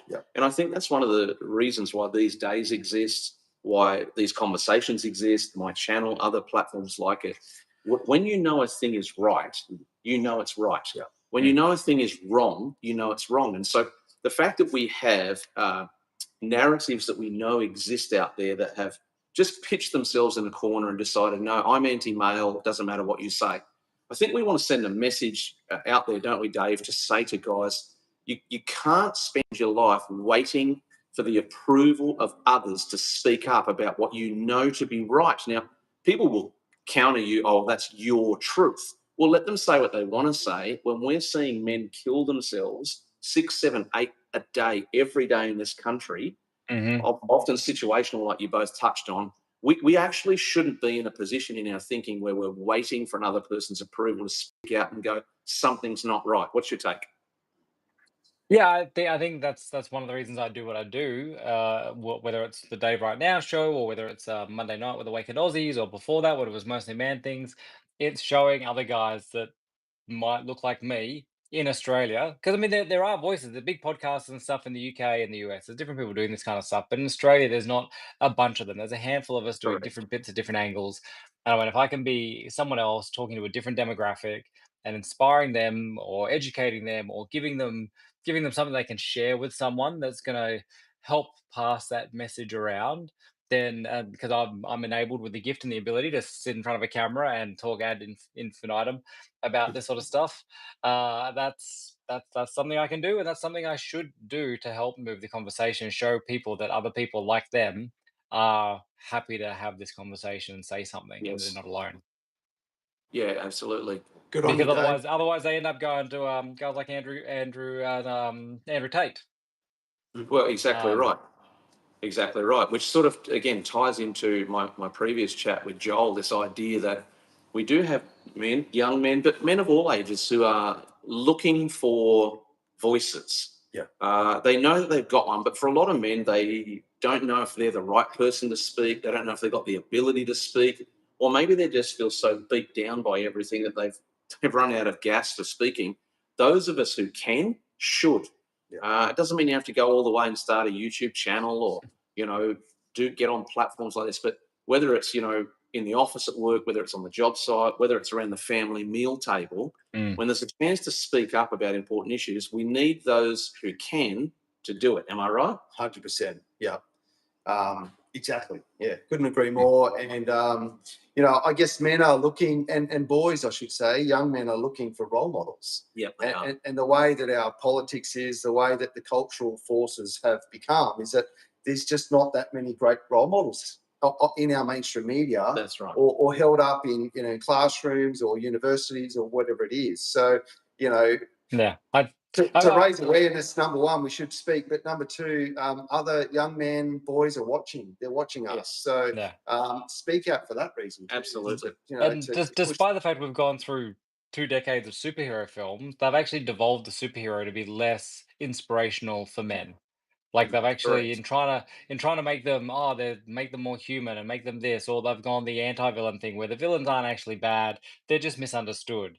And they've sort of actually really blurred that whole black and white, good and evil kind of, something to aspire to versus what you should avoid, which we grew up with. I mean, you look at the action heroes and the movies of the 80s and the 90s, and it was always, your sort of John McClane versus the terrorists kind of thing. Best Christmas movie ever. It's my dad's that's favorite. we're nearly at Christmas time movie. I don't watch Christmas movies outside of December, so it's nearly time for my annual Die Hard viewing. But look, these guys put it on the line. They went through thick and thin to rescue the woman, rescue the kid, whatever it was, and take down the bad guy. And it was very clear. And now you get this soft, watered down, blurry, weak. The female actually has to assert her dominance and be smarter, faster, stronger than the male. I watched. And it makes it hard, and I wish I could just be oblivious to this stuff sometimes and just enjoy films, but it's really hard. I watched Captain America, Chris Evans, whichever Chris he is, one of the Chris Evans. He did a movie where, like after he'd been Captain America, he did this other movie on Apple TV or whatever, where he was the bumbling guy with the female super spy. And so they can manage to completely emasculate, and he's a massive lefty, so it doesn't surprise me in real life. But like they took this guy who was Captain America, and took him into another context and completely emasculated him and made him completely reliant on the female to save him and so on. And he's like, or another Chris. I watched the Dungeons and Dragons. I started watching the Dungeons and Dragons movie. I couldn't finish that because Chris Pine, again, he should be the hero. Like Wonder Woman actually gave him a better chance of like standing up for being a hero than this Dungeons and Dragons film, where again he was relegated second tier to the smarter, stronger women characters. I'm like, come on, guys. Like, and so then boys grow up, they're watching this stuff, and they don't know. They're just taught that they're not as good. They're inferior. They should stay in their corner. Let the women make all the decisions.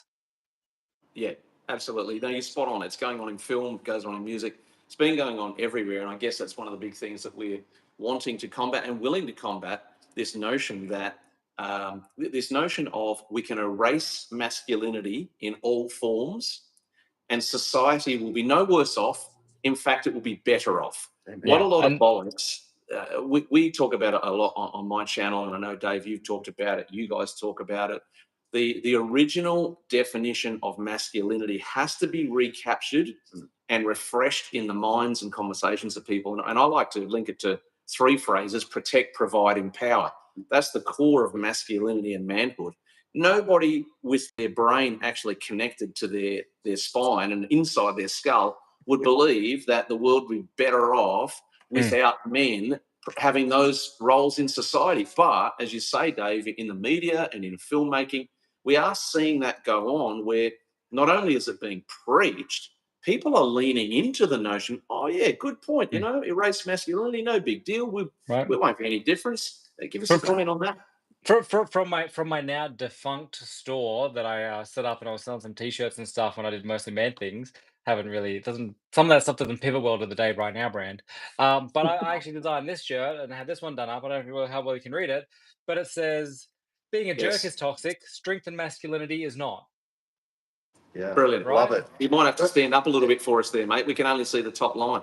There we Where do go. I get one? Can I get one of those, Dave? Yeah, Andrew, get Andrew to message and I'll sort you out of Oh, Oh, how you you can must, get one. Dave. You're making sales. You've grown Oh. your channels. Look Ah. at you go. I want it now. because I mean this is the thing, and like I'm gonna have to run soon because I've got to go prepare dinner for my kids. Because I'm an all in modern dad. Yes, you are. But on the Movember thing, one of the reasons I've ditched Movember this year, and I know I was breaking up at the start when I was talking about that, is they've gone super woke. They've partnered with the government's Healthy Masculinities Project trial, and if you look into that, and I looked into that 12 months ago when they first announced it, and it is all of both a bunch of woke intersectional claptrap. It's all calling men toxic, talking about gender fluidity and breaking down the gender normative stereotypes and all this kind of stuff. All the research material behind the Healthy Masculinities Project, which is all based off the plan to end violence against women and children. So it's Yes. already just assuming men are always going to be attacking women and children. Men are toxic, and so they've got these other research papers that are all this anti-man stuff. And so now they're running a trial with 3 organizations, and they're all woke, horrific content that are either about breaking gender norms or assuming men are toxic. They've done this survey called the Man Box. Now, if you've heard of the Man Box, there's 17 questions, and if you depending on how you answer these 17 rules of being a man, depends on how toxic you are if you're in the man box. There's nothing in there about service, chivalry, Wow. strength and support. It's all Just- negative, negative, negative. And so it's all very pivoted to just painting men into a corner of this man box as being evil, toxic people. And so because Movember's now putting millions of dollars into these government trials, I'm like, I'm not raising money Yeah. to support these man-hating initiatives. I'm sorry, Movember. Exactly. My time with you is done. Exactly. Yeah, no, you're spot on. And look, I would even go further to that. Whether this lands me in trouble with people or not, that's my issue to deal with. But for people who are watching, if you've been a supporter of things like Movember and you want to keep supporting it, go for your life. That's your prerogative. Mm. But if you're going to do it informed. Realize that things like this are going on. And, Dave, I know that you now operate, predominantly in the political commentary space and social Yeah. issues and whatever, and doing a fabulous job at that, by the way. We would both agree that our government agencies and departments, if they truly want to be the ministry of truth, like I touched on before, they could start with getting honest about things like that Man Box project and call it redefining masculinity. Get honest about it. You're not actually trying to explore healthy masculinity. You're trying to redefine it for a preset agenda and to create results like you've talked about, this intersectionality where wokeism blurs with this and blurs with everything else. And the ultimate outcome they want is erasure. Yeah. Well, and so we have to speak out. as you know from I think this one headline hit when you were joining us on the Awakened Aussies show around Melbourne with their secretary for men's behavioural change. I'm like, how offensive is that? Unbelievably. Imagine if they had a secretary for women's behavioural change. Like that would It not would be go an down. outrage. Yeah, that's right. No, you're absolutely spot on, Dave. Look, before we let you go, give a quick shout out for your channel that you're running now, the channels you're involved in, what people can expect and how they can follow you. Yeah, Dave right now is the channel. Search for me across the different things. If you go to Linktree/Dave right now, I'm there. Or I've got a Substack, so whenever I go live, because censorship is on the horizon. Who knows how long we're allowed on social things? So I'm building an email list. If you go to daverightnow.substack.com, when I post stuff, it goes up there as well. So I appreciate that. The role models thing. You had me thinking, who should I give a shout out to? Obviously Andrew Tate. He's top G. Just kidding. No, let's cut that. I didn't say that. Someone's going to clip that and go, Dave right now thinks Andrew Tate's a top G. I'm like, shut up. No, I don't. Fake news. It's the wrong Andrew. Yeah. The wrong Andrew. Did you say Andrew T or Andrew G? We couldn't quite hear it properly. Yeah. No, I think growing up, like my grandfather was amazing. My late grandfather, lost him a few years ago. He was in his he was like 98 or something, but he was a machine, and he was just had the biggest heart, and was I don't even know how to describe it, but one of the things you talked about earlier reminded me of Andrew, where you're talking about it's not how to fix it, it's who's fixed it before or whatever. And one Yes. of the lines I use with my kids all the time came from my grandfather, and he's like, "The best teacher is experience, Right. but it doesn't have to be your own." Yeah, brilliant. That's a great way to phrase it. So Yeah, that's great, mate. He was yeah, obviously he a great was he was and yeah, he was a great great man. that you get a Yeah. chance to shout him out like that. We will make sure we put your link that you mentioned in our chat there so people can follow along. Keep on doing what you're doing. Stick out the mission. Keep raging against the machine, as it were. And appreciate you joining us, Dave. Brilliant. Yeah. Thanks, Andrew. Good stuff. Thanks, Keep it up. mate. I'm not doing a marathon this year. I kind of miss it. I'm like, oh, I'm not doing a marathon because I'm not fundraising for a thing. I don't know. Maybe you guys can hit me up and tell me who I should be promoting, and if I want to do a men's marathon counter to Movember, who I should be gunning for. But we'll take that offline. I'll anyway. Thanks, Andrew. Well, you can Thanks, Dave, certainly for the media. consider the Dads for Kids group next year if you wanted to promote what they're doing. They're doing incredible things, but we'd be happy to join you. We'll talk, Dave. Alright. Yeah, thank you. Yeah. All right, mate. Have a good one. See you guys. Cheers, Dave. Thanks for joining us. Thank you. Great guy. I've had him on my podcast before. Not everybody's cup of tea, but here's the thing I've learned. Nobody is everybody's cup of tea. Exactly. And I think that's one of the things that keeps some of our good people, our good men, in a state of silence. They're trying to line up their ducks and go, okay, but how can I say what I believe, but do it in a way that's palatable to everyone? Well, here's what I realized a long, long time ago, and it's more prevalent now. You can't. Yeah. Figure out what your values are and speak up, because if you don't, regret will kick in. Yeah. It will be too late, and we're in a state of really high flux in today's world. And the opportunity to speak about these things is now, right? Exactly. Yeah. And look at, blame it on social media, whatever you want to blame it on. I would say it's the other side often fomenting this stuff, but it does seem like we're a bit frayed at the edges. There's a bit of polarization happening. But like you said, Andrew, if you just go through life tiptoeing on eggshells, you're just going to become irrelevant. That's right. And never go anywhere. So, I think we have more in common than we don't. So let's focus on what brings us together.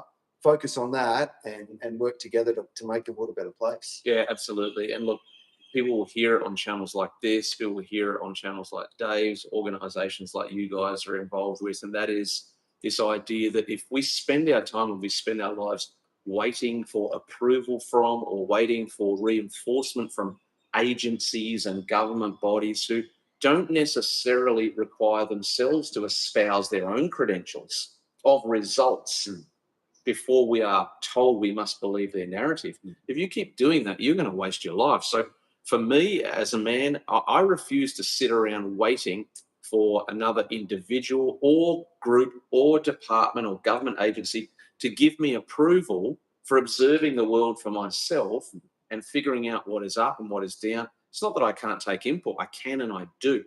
But what would be the worst thing would be to sit back and just simply subconsciously adopt narratives based on them being the most common ones.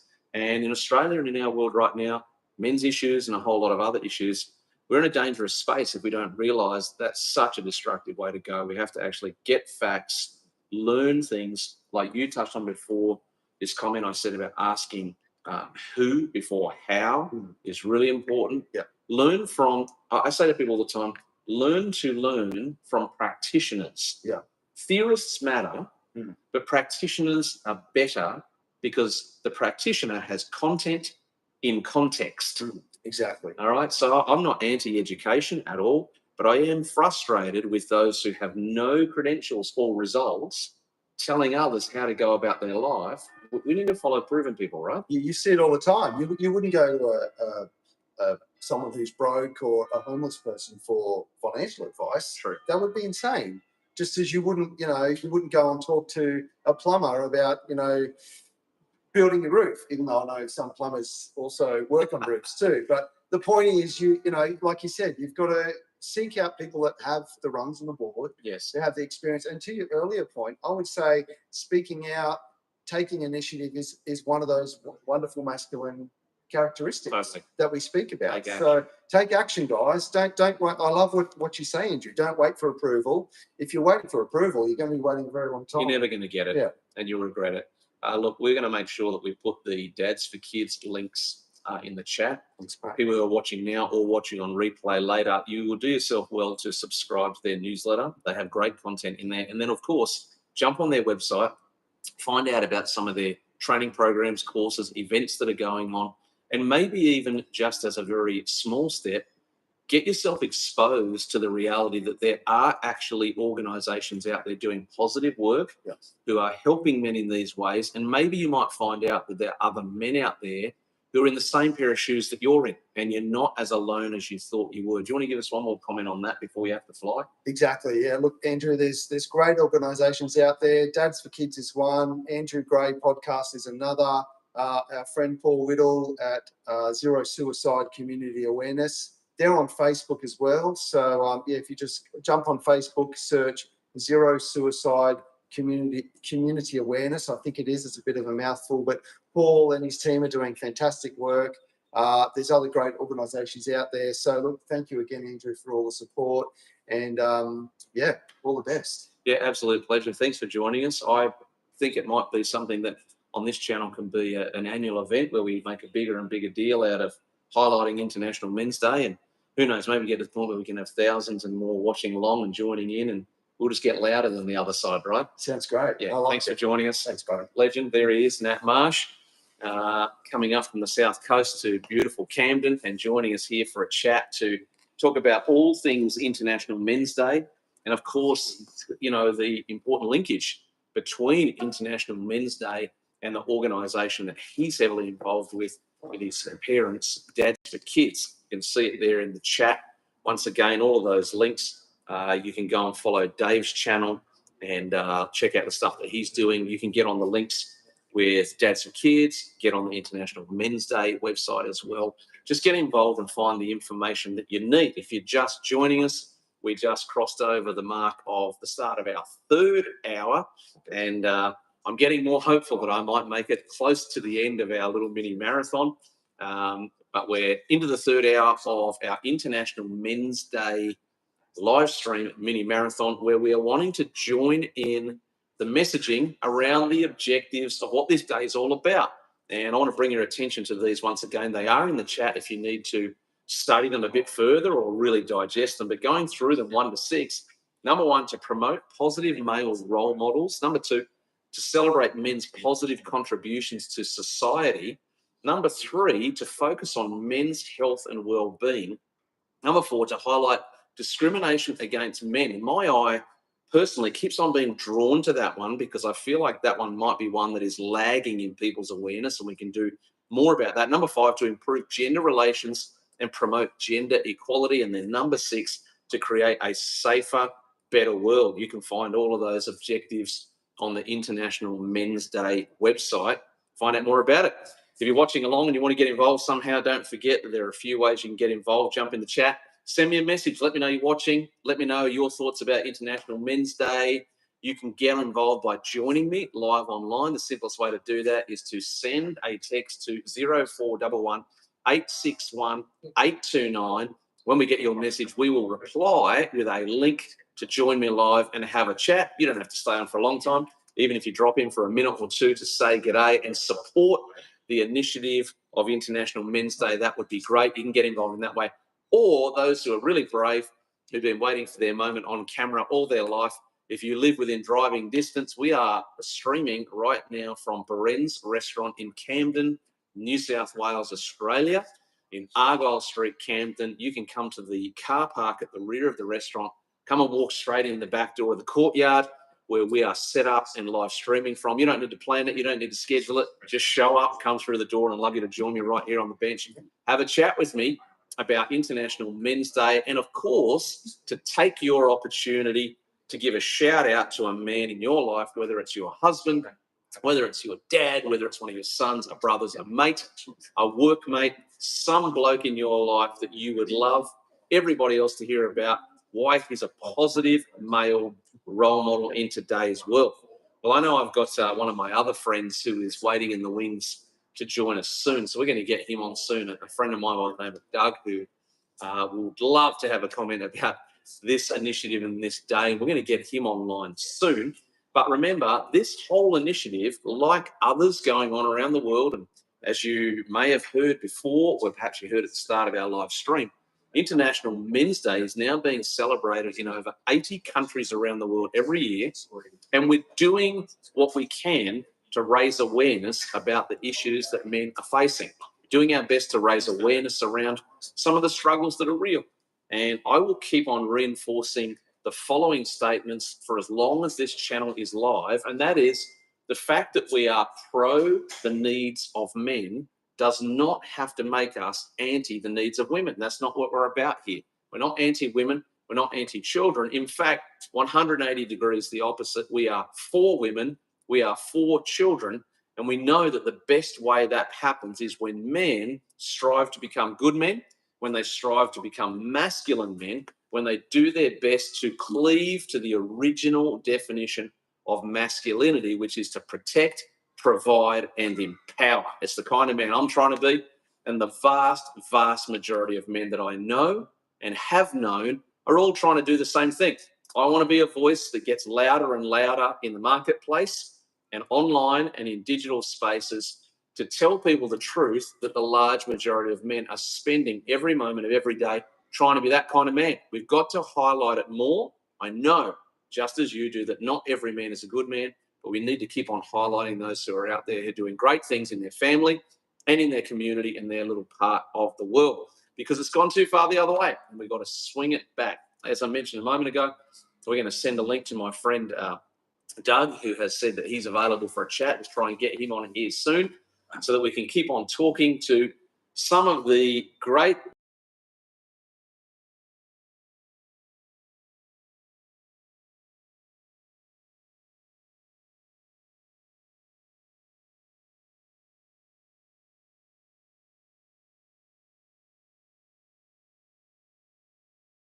watching on replay.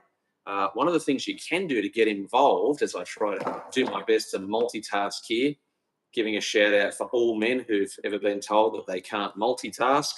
Not actually true. I'm live streaming, I'm sending messages, I'm trying to think about the next thing that I want to say. We need to understand that there are so many different ways we can get involved in this conversation. One of them would be when you find channels like this one, doesn't have to be this one, but like this one, get involved, subscribe to the channel, jump in the chat boxes, get involved. You don't have to sit back and be silent. You can actually play a part in what's going on in this conversation. So as we wait to bring on our next guest, heading into the third hour of our live stream mini marathon, I don't quite know yet if we're going to make it to the end of 3 hours, 4 hours, 5 hours, or 6 hours. We'll do our best as long as you want to keep hearing about this conversation. And if people keep wanting to have a chat, then we will keep on rolling. As I've said many times, but there are people dropping on and off of the stream and joining us. 3 main ways you can get involved in this live stream. Number 1, you can send me a message in the chat. Let me know you're watching.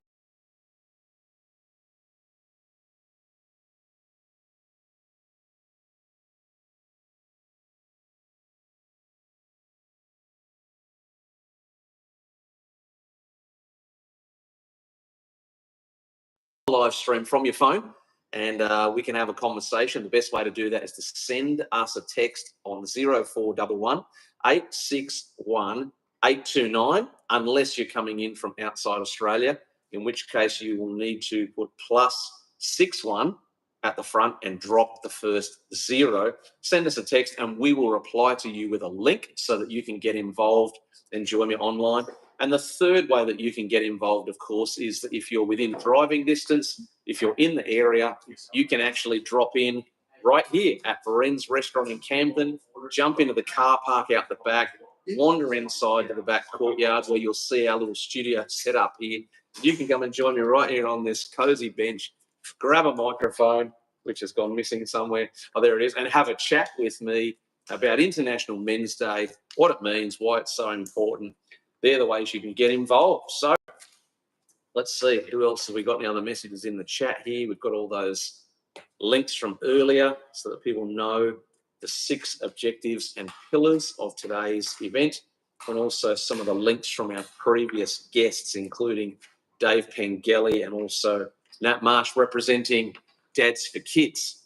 It's interesting to me, while we're waiting for our next guest to come online, really interesting to understand this objective in the list there, if you are able to see.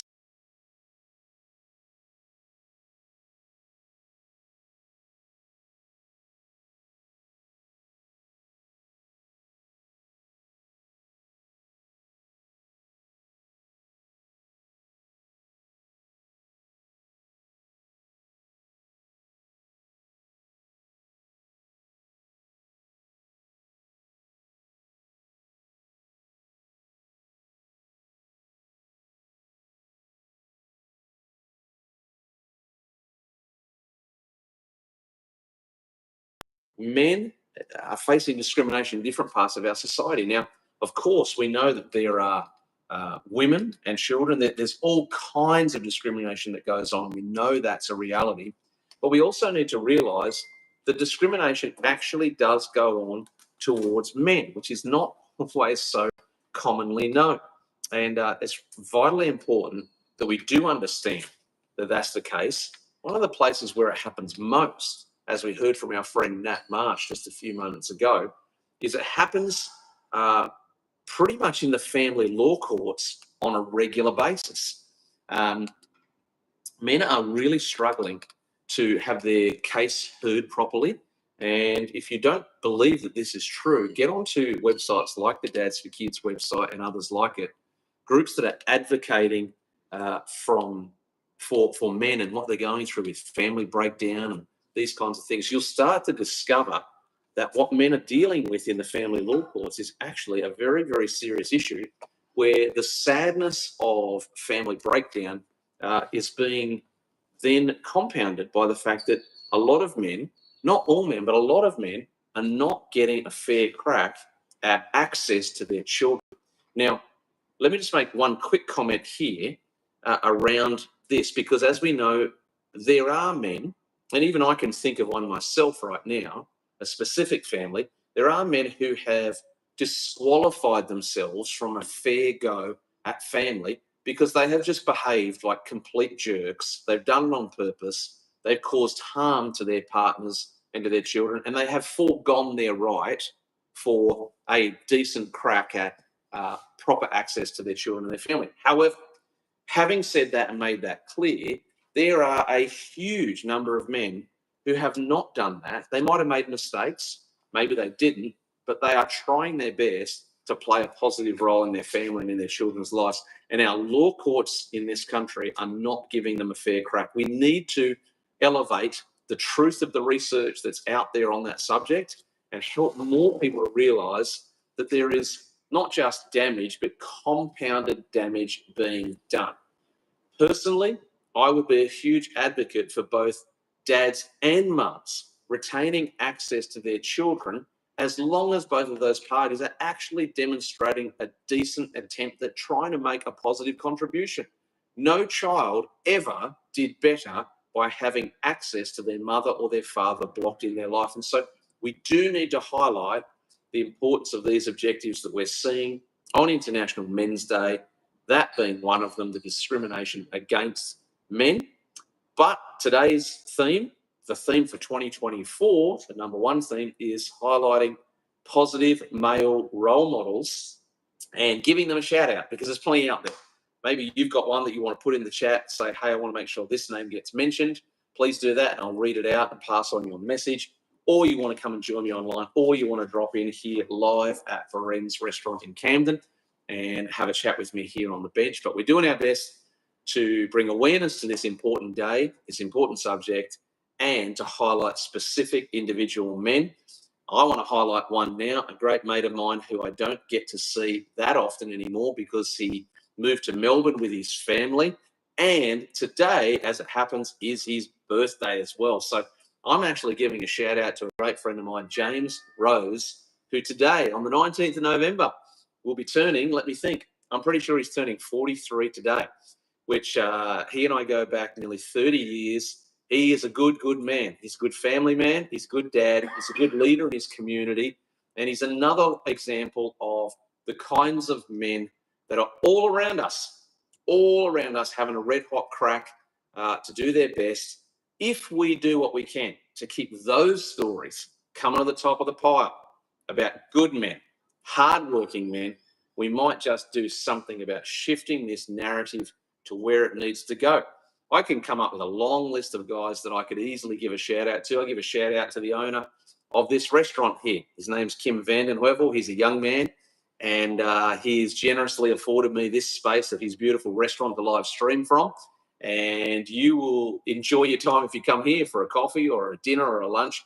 His staff always do their best job, which comes from the value set that he, as the owner, has put in place, trying to look after people and give them a great dining and coffee cafe experience. So I could make a long list myself about men who are a positive male role model in their own communities and in their own world, and we need to do more and more of it.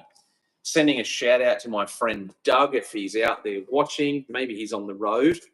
In fact, while I'm waiting for Doug, I'll give him a shout out because he's another man that deserves a shout out on a day like today. My friend Doug, if he gets the chance to join us, it would be great to hear from him. But this is a man who is incredibly hardworking, incredibly generous, incredibly humble, and incredibly self-sacrificing. Gives his best for his wife and his children and his family and the community that he lives in, and lives his life according to a certain code, a certain group of ethics and values. And he's the kind of man that we see out there in our community by the millions.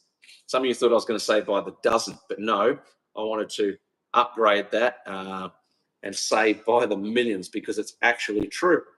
This probably gives me an opportunity at this juncture to talk about a value and something that's been really on my mind for a long, long time, and that is to talk about this fact that the world we're living in today is creating so much pressure around men, so much challenge around men, making it hard for them to be the kind of men they want to be. And one of the saddest things that I see happening with our men in today's world is that the ecosystem, if you like, that they're being raised in the workplace, in education, in peer groups, in community life, sporting life, the economic conditions that we're living in, men are being put under so much pressure that actually they're being pitted against one another.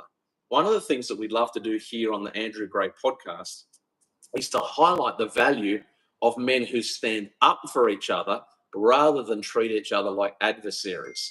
I think there are other things that we can focus our energy and our fight towards by actually turning shoulder to shoulder instead of against each other. But sadly, we are living in a world where the pressure is so high that men feel as though every time they leave their front door, every car, every truck, every person that's out there on the road and around about them is another obstacle that they've got to push through to get through their day. I'd love to see us do something about changing that vibe in our communities where more men, not just men like me with a microphone, but the silent men, the invisible men, the guys who will never really have much of a platform.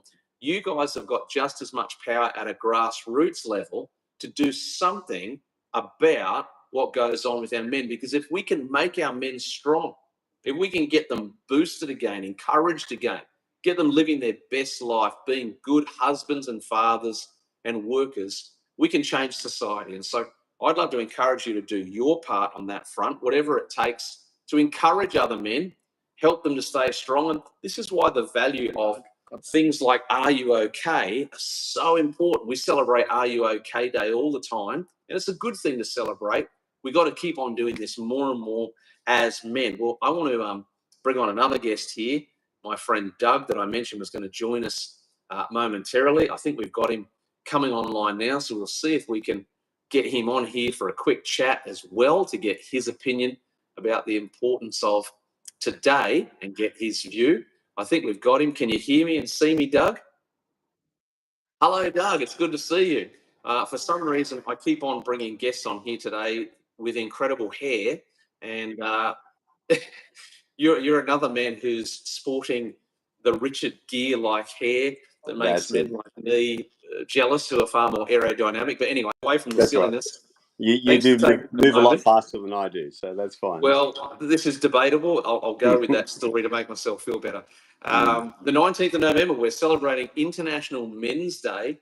And this happens every year, and each year they have a group of objectives and themes. This year's major theme is to highlight the importance of positive male role models in our society. And so I appreciate you taking the time to have a chat, and I want to get your comment around this. I've been talking for the past couple of hours with other guests about the fact that we are living within a narrative of all men are bad, all men are evil, all men are destructive. I'm trying to do my little bit to shift some of that narrative. Maybe we could start there. What's your take on that mainstream narrative that has taken root in our society? Where's it come from? How do we shift it? What do we do about it? Oh, look, I think there definitely has been a power imbalance through the generations, and there has been a movement of women stepping up and speaking up and finding place and seeking equality, and rightfully so. Men and women are equal, and I do feel that there has been a voice on the fringe of that has been, for want of a better word, pasting men with a global view. That we are the perpetrators of all evil, and it needs balance. It needs balance. Yeah, absolutely. I think you've made a really important point there that's in alignment with the channel that I'm running here, which, and I say it all the time, just the fact that these kinds of platforms exist is not evidence of a pro-male stance being the same as an anti-female. Quite the contrary, actually. We're actually trying to aerate this idea that part of being a good man and being a strong man is actually to do better for everyone. And I often link back to this, what I would call original definition of masculinity, being to protect, provide, and empower. And maybe you could give a comment or two to help embellish that idea that the large majority of men out there are not looking to suppress or oppress women and children. Quite the opposite. Is that true? Absolutely. In fact, you're thinking about role models. I'm sure we'll roll into that in a minute. But I do distinctly remember a conversation with my wife, probably 25 years ago, where I was being very pig-headed and very overly strong with my 3 daughters, and my wife pulled me aside and said, "If you keep that up, they're probably not going to want to speak to you for the rest of your life." And it really was a light bulb moment for me of, there is a place for strength and applying your will as a man, but there's the balance of ensuring that you're connected, ensuring that you're actually a gentle man to be around, and that women and children particularly are actually safe to be in your presence. Yes. Yeah, well, it's a powerful story. I think a lot of men actually would have a similar story, I think, to realize that somehow something on the inside gets awakened to your place and your role in society. And I think that's one of the things that we're trying to advocate for, is the fact that we do want men strong, we do want them brave, we want them courageous and all the rest of it, but that does not have to decouple from kindness and meekness and compassion. True? Absolutely. There's the fullness of being a human. We encompass all the traits. There is time for strength. There is time even for anger. When there's injustice or there's things that need to be righted. But the fullness of our humanity is the gentleness, is the kindness, is the the softness, the grieving over things that need grieving over. That is that is what it means to be fully human, whether you're male or female. Yes, yeah, absolutely. No, you're spot on. I want to ask you as well, as my coffee magically appears, sponsored by, I think, Nat Marsh, who just returned with coffee. What a good man. The theme for this year for International Men's Day, I've got it in the chat there. There's several objectives, and the first one on the list is to promote positive male role models. I want to ask you, what does that mean to you? What does that look like in practice? Because it's easy for all of us to list out these objectives, and that's got value and validity, but somewhere it has to grow legs, right? What does it actually look like, in your opinion, this idea of positive male role models? Yeah, look, I mean, it's, the two words in it. I think observed. We are observed whatever we do, and we model. We are role models for whatever we bring forward into the world. And the people who are closest to us are actually modeled a way of behaving. Yes. I think, and that can actually be unconscious. It can be, this is just the way I show up, whether it's healthy or unhealthy. I think the emphasis on positive, or, if you want to use a different word, an aware role model of, coming into relationships, or coming into conversations, or coming into any environment, of being aware of what influence am I actually bringing forward into this place, knowing full well that we do influence people wherever we go. There was a study a while back of, in the lifetime of a human being, we either overtly or covertly influence about 10 million people. And that's a shocking thing to realize, that wherever you go, you actually do bear influence, and you are a role model. Yes, absolutely. Yeah, I want to piggyback off a phrase that you used a moment ago, because it's a phrase that I've heard you use many times in conversations that we've had, and I think there's something really powerful in it. I'd love you to unpack it a little bit for us. You use this phrase, the way we show up. Now, I don't know if that's your phrasing or you picked that up from somewhere. Tell us in detail, what do you mean by that, and what's the impact of our awareness around that? Well, firstly, it's nothing new. I think it's been around for a while. The way we show up is carrying this consciousness, that my internal mechanism, or the dialogue that I carry internally, actually has an external expression, and it shows up in various environments. And the being that I am on the inside is always evident in my conversations, in my thought patterns, in even my body language, and people actually pick up on that, whether they're conscious of it or not. So there is a showing up, and I think we can actually harness that if we have an awareness of, I am showing up here, not from a pretentious point of view of or putting on a show, but actually drilling down into, who is the being that I am, that I want to bring into this environment. Right. Yeah, brilliant. And you use the word there, awareness and consciousness. I think it's a really powerful dynamic for people to embrace, this idea of stopping for a moment if necessary, or just remaining aware of what's going on internally for me is going to have a bearing on the external spaces around me. It's a very powerful thought. I do want to bring you, of course, to the theme for this year, positive male role models. Is there someone in your life that you would give a shout out to, whether they are someone ahead of you or someone that is behind you, figuratively speaking? Who's someone that you would talk about as a positive male role model, and why? Yeah, so there's actually two men. When I was thinking about this, one man in my early 20s, I distinctly remember that he was a member of the church we attended as Ange and I, as a young couple, and we had 3 young children at the time. And Alan was an older man, and had older children, and for whatever reason, he actually brought me under his wing, and I began to observe particularly how he treated his children, but also his wife and children. And he was a very gentle man.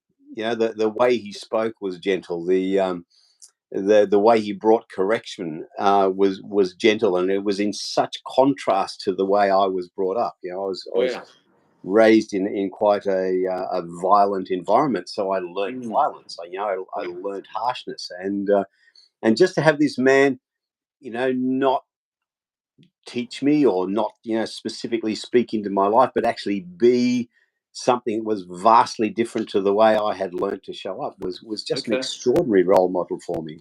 Wow.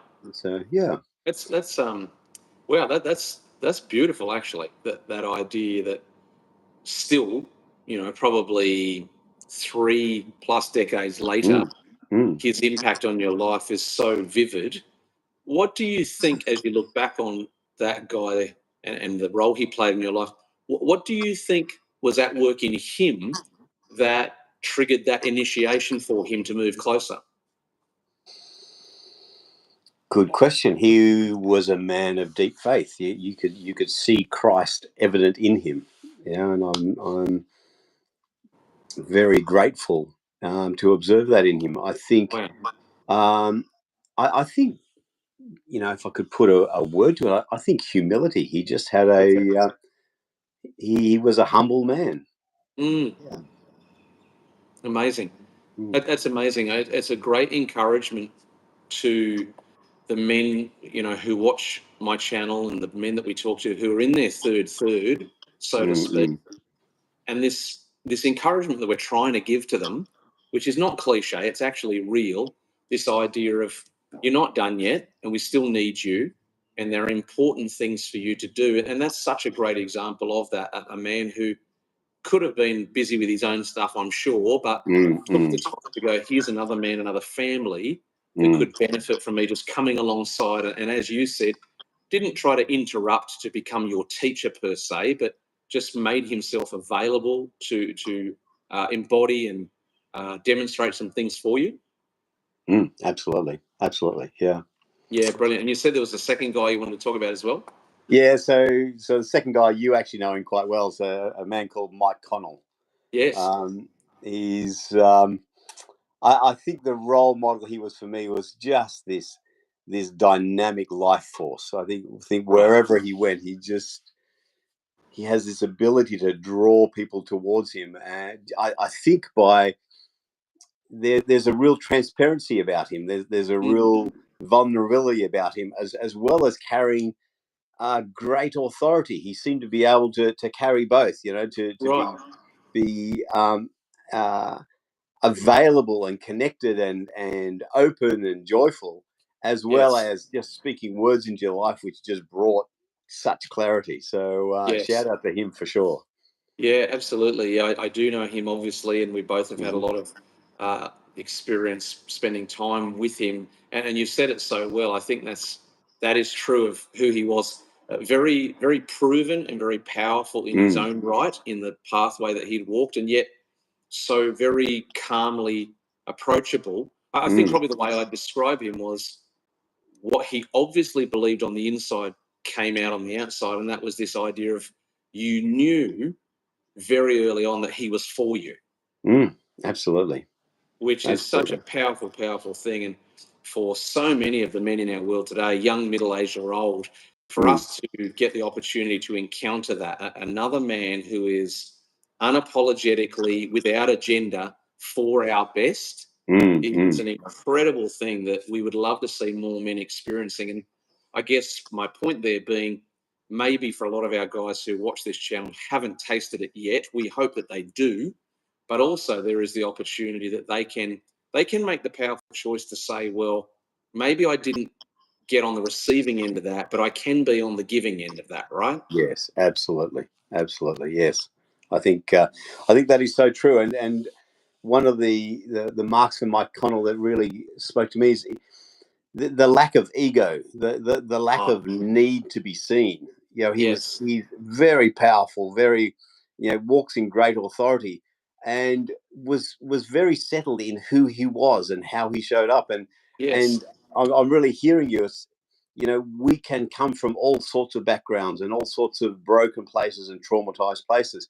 And as we mature and as we're around, men who encourage us, we become healed ourselves, and there's no need to have power over others, to prove ourselves. We're actually settled and humble and sufficient in ourselves. And I like what you said. There's sufficient in us to actually give out to other people as we grow and mature. So absolutely. there's a well-known scripture verse that very, very brief, but it says, "And the greater is the giver." And it's a generic, but also a specific reference. But I think it's also an invitation to people everywhere, in today's context, to men everywhere, to make a choice that I would regard as one of the most powerful choices any man can ever make. And that, as you say, is to take stock of your own past and to say, well, okay, I may not have had this, this, and this, and this. However, despite that lack, I'm not going to repay the future with my regret and my anger and my loss. I'm actually going to repay the future with the choice to be the first, whether that's in your family line, in your friendship group, in the business that you work at, making the choice to be that first to go, all right, well, I didn't get, but I am going to give. Absolutely. It has to be one of the most powerful choices, wouldn't it? Yeah, I love that. I love that. And really, I guess that's sort of the crux of where I'm at the moment. It's like we only have the present. I only have right now.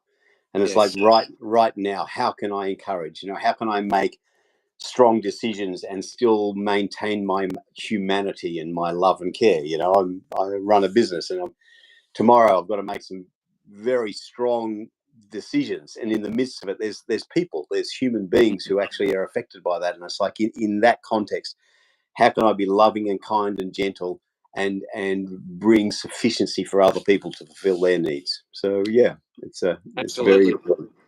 Brilliant. I appreciate you taking the time to drop in and have a quick chat with us. Andrew, always a pleasure. Always a pleasure. I do love these talks. Yes, I think we probably need to get some of our chats and conversations with a secret camera rolling in the background and just let it all hang out. Someday, yeah. Let's do that. Someday. All Have right. a great night, mate. Thanks for dropping in. Nice to talk to you. Take care. Cheers. Bye-bye.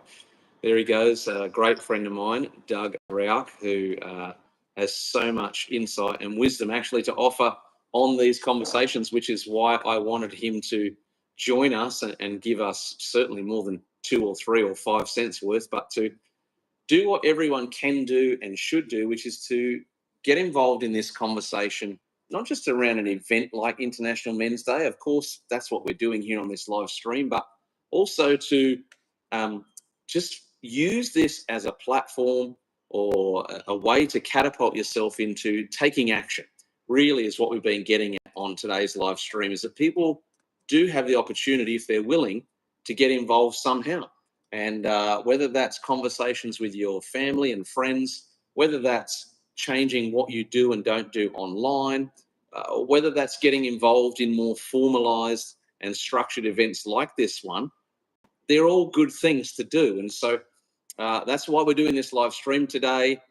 Speaking of men taking care of men, shout out again to my mate Nat Marsh, who actually didn't go straight home to the coast. He actually went and got us a coffee first. What a legend. So bear with me. Oh, that's a good one too. I don't know where he got it from, but it tastes good. So I'm going to keep on sipping on the coffee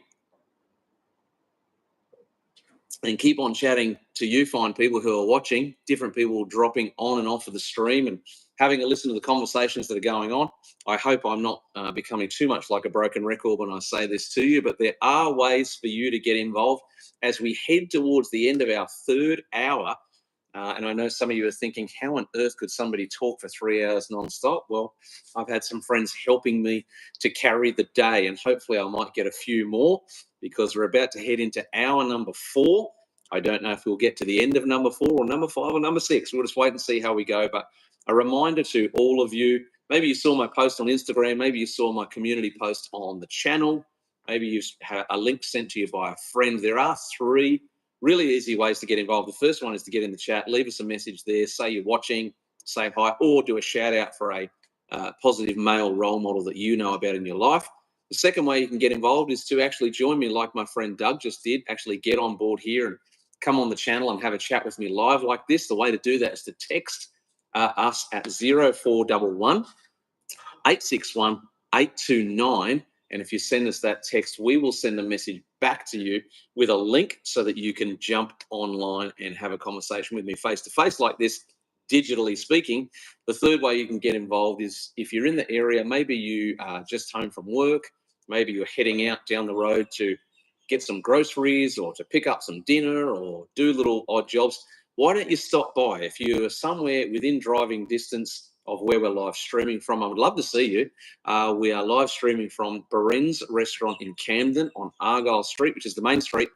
You can park out the back, walk in through the back door of the courtyard area. You'll see our little studio setup we've got here, and you can come and take a spot on the bench next to me and have a chat about International Men's Day. Those are some of the ways that you can get involved. Another pause for some coffee. Oh, that's good. Really good coffee. You need to know how much self-control I'm using not to just disappear into my coffee and lose focus on what we're doing. If you're watching along, maybe you're new to the channel. If we haven't met, my name is Andrew Gray.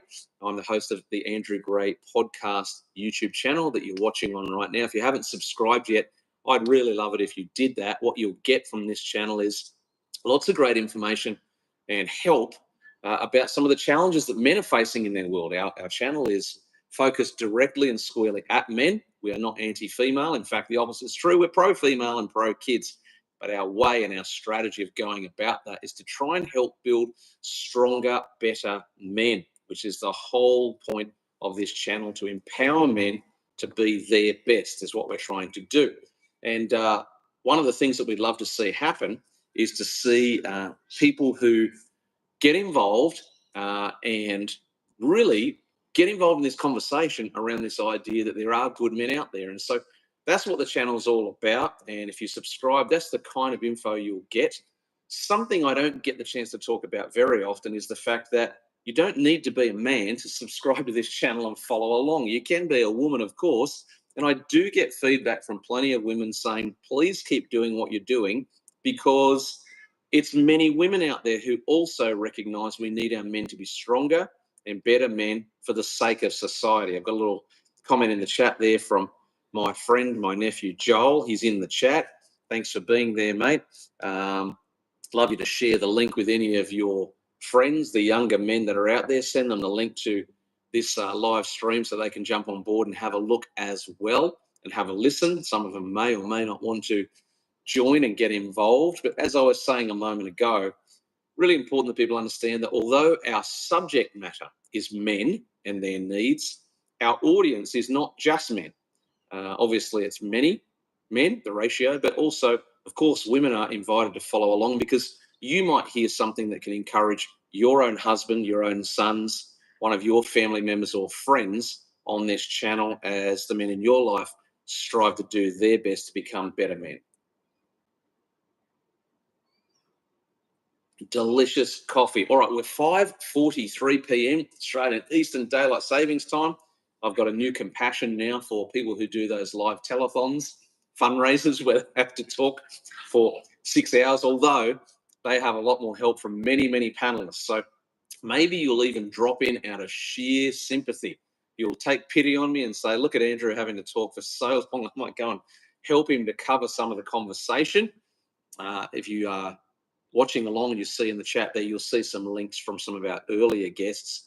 We had Nat Marsh representing Dads for Kids. You can jump on their website, subscribe to their newsletter. They put out a lot of great information, especially focused on dads, which is one of the more tough roles that people are called to play. And I'll come back to that in a moment's time. Also, there's a link there for my friend Dave Pengelly, who does great stuff in the political commentary space, and you can follow along what he's doing with his content creation. Coming back to my earlier comment, let's talk about men and men as fathers on International Men's Day.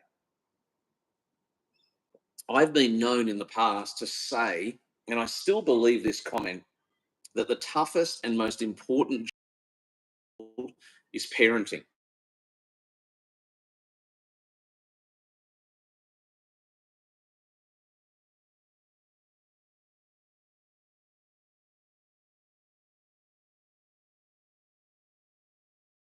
But in my opinion, this one trumps them all, because unless parents are resourced and skilled and have energy and have commitment and have love and are willing to go the long distance with the role of parenting, we don't have a future in our world. And so I do believe in this statement that parenting is the most important and toughest job. I've laid out there why it's the most important, toughest job, and it's becoming tougher because raising kids is hard. That's the truth. It's worth it. To me, it's close to the most important thing I've ever done in my life. And of course, my wife and my children are the most important people in my life. But it is a difficult job, and it's becoming more difficult. There's lots of reasons why it's becoming more difficult. People are living in a state of pressure like never before. There are economic factors going on there. There are work pressures going on there. There are pressures for people to have to try and deal with their own challenges and their own issues as they seek to provide a future for their kids. So there's that challenge going on. There is a massive, massive mental health epidemic that is ravaging our world right now. And our children are suffering badly from this, much of it connected to the next point I'm going to make. But parents are struggling, trying to navigate the nuances of mental health support, and they're watching their own children in pain. That makes it really difficult. We're also trying to do parenting in a world where social media and a life online is the norm. Now, I'm 49 years of age. I'm fortunate to have lived the bulk of my childhood through the 1980s and the early 1990s. I am a little biased, but I still regard it as the last great childhood, that era. And I call it that because it's the pre-internet era. Don't get me wrong, I'm not one of those old dinosaurs who doesn't use technology or know how to. I love the advantages that technology gives us, but it's also given us a few unwanted gifts. And the downside of social media, the downside of pressure online, the downside of online bullying and the like is one of the things that our world could do without. But children are living in this world. Children born today, one of my kids were born in 2014, the other in 2006, but both of them were born into a world where online technology, the internet, profiles online, social media, they were the norm. And I do feel sad for them that they will never know a pre-social media life. And so parents are trying to parent in that environment as well. There's lots of reasons why parenting is the most important and toughest job in the world. And if I bring this conversation specifically to the dads, dads are really having a hard time of it. I've got so much empathy for all parents, and particularly in the context of this channel, so much empathy for dads, because dads are doing their best to raise their children, be a dad for a son, be a dad for a daughter, in probably the most pressured environment we've seen in many, many generations. And really, men as dads need more help, more resources, more skills than ever. And it's a new area on this channel that we want to dive more into, providing more specific resource and help to dads about how they can become more capable as dads. There's nothing worse than doing poorly at something in life and then also living with a sense of failure about that thing that you don't feel you're doing good at. If we can help more dads to become better dads, more present dads, more consistent dads, more compassionate, loving, and aware dads, the impact on our world will be incredible. And so already on this channel, you could go through my channel page, subscribe, which would be a great thing. You'll already find several episodes that are targeted specifically to the issue of men becoming better dads. And I'm certain that you'll hear at least one thing on those episodes that will encourage you and help you to pursue that goal. To the guys specifically that are out there, guys, we only get one shot at this. We don't get two shots to be better dads. We get one shot at it. And whether your children are in their nappies still, or they're in primary school, high schoolers, maybe they're already grown up, maybe they've already moved out. If you've still got breath in your lungs, you still have time to do something on your fathering journey. And as I like to say all the time, two of the biggest things that any dad can do to massively up their game as a father, number one, is to make sure you find a way to use and incorporate the words, I love you and I'm proud of you.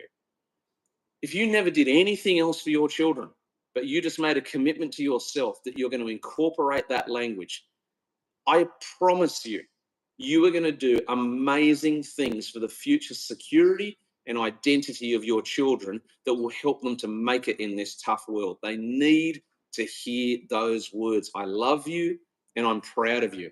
Even if you didn't hear them yourself, what better thing to do than to be the first one in your family line to say, I'm not going to continue that bad trait. I'm going to break the cycle and I'm going to start.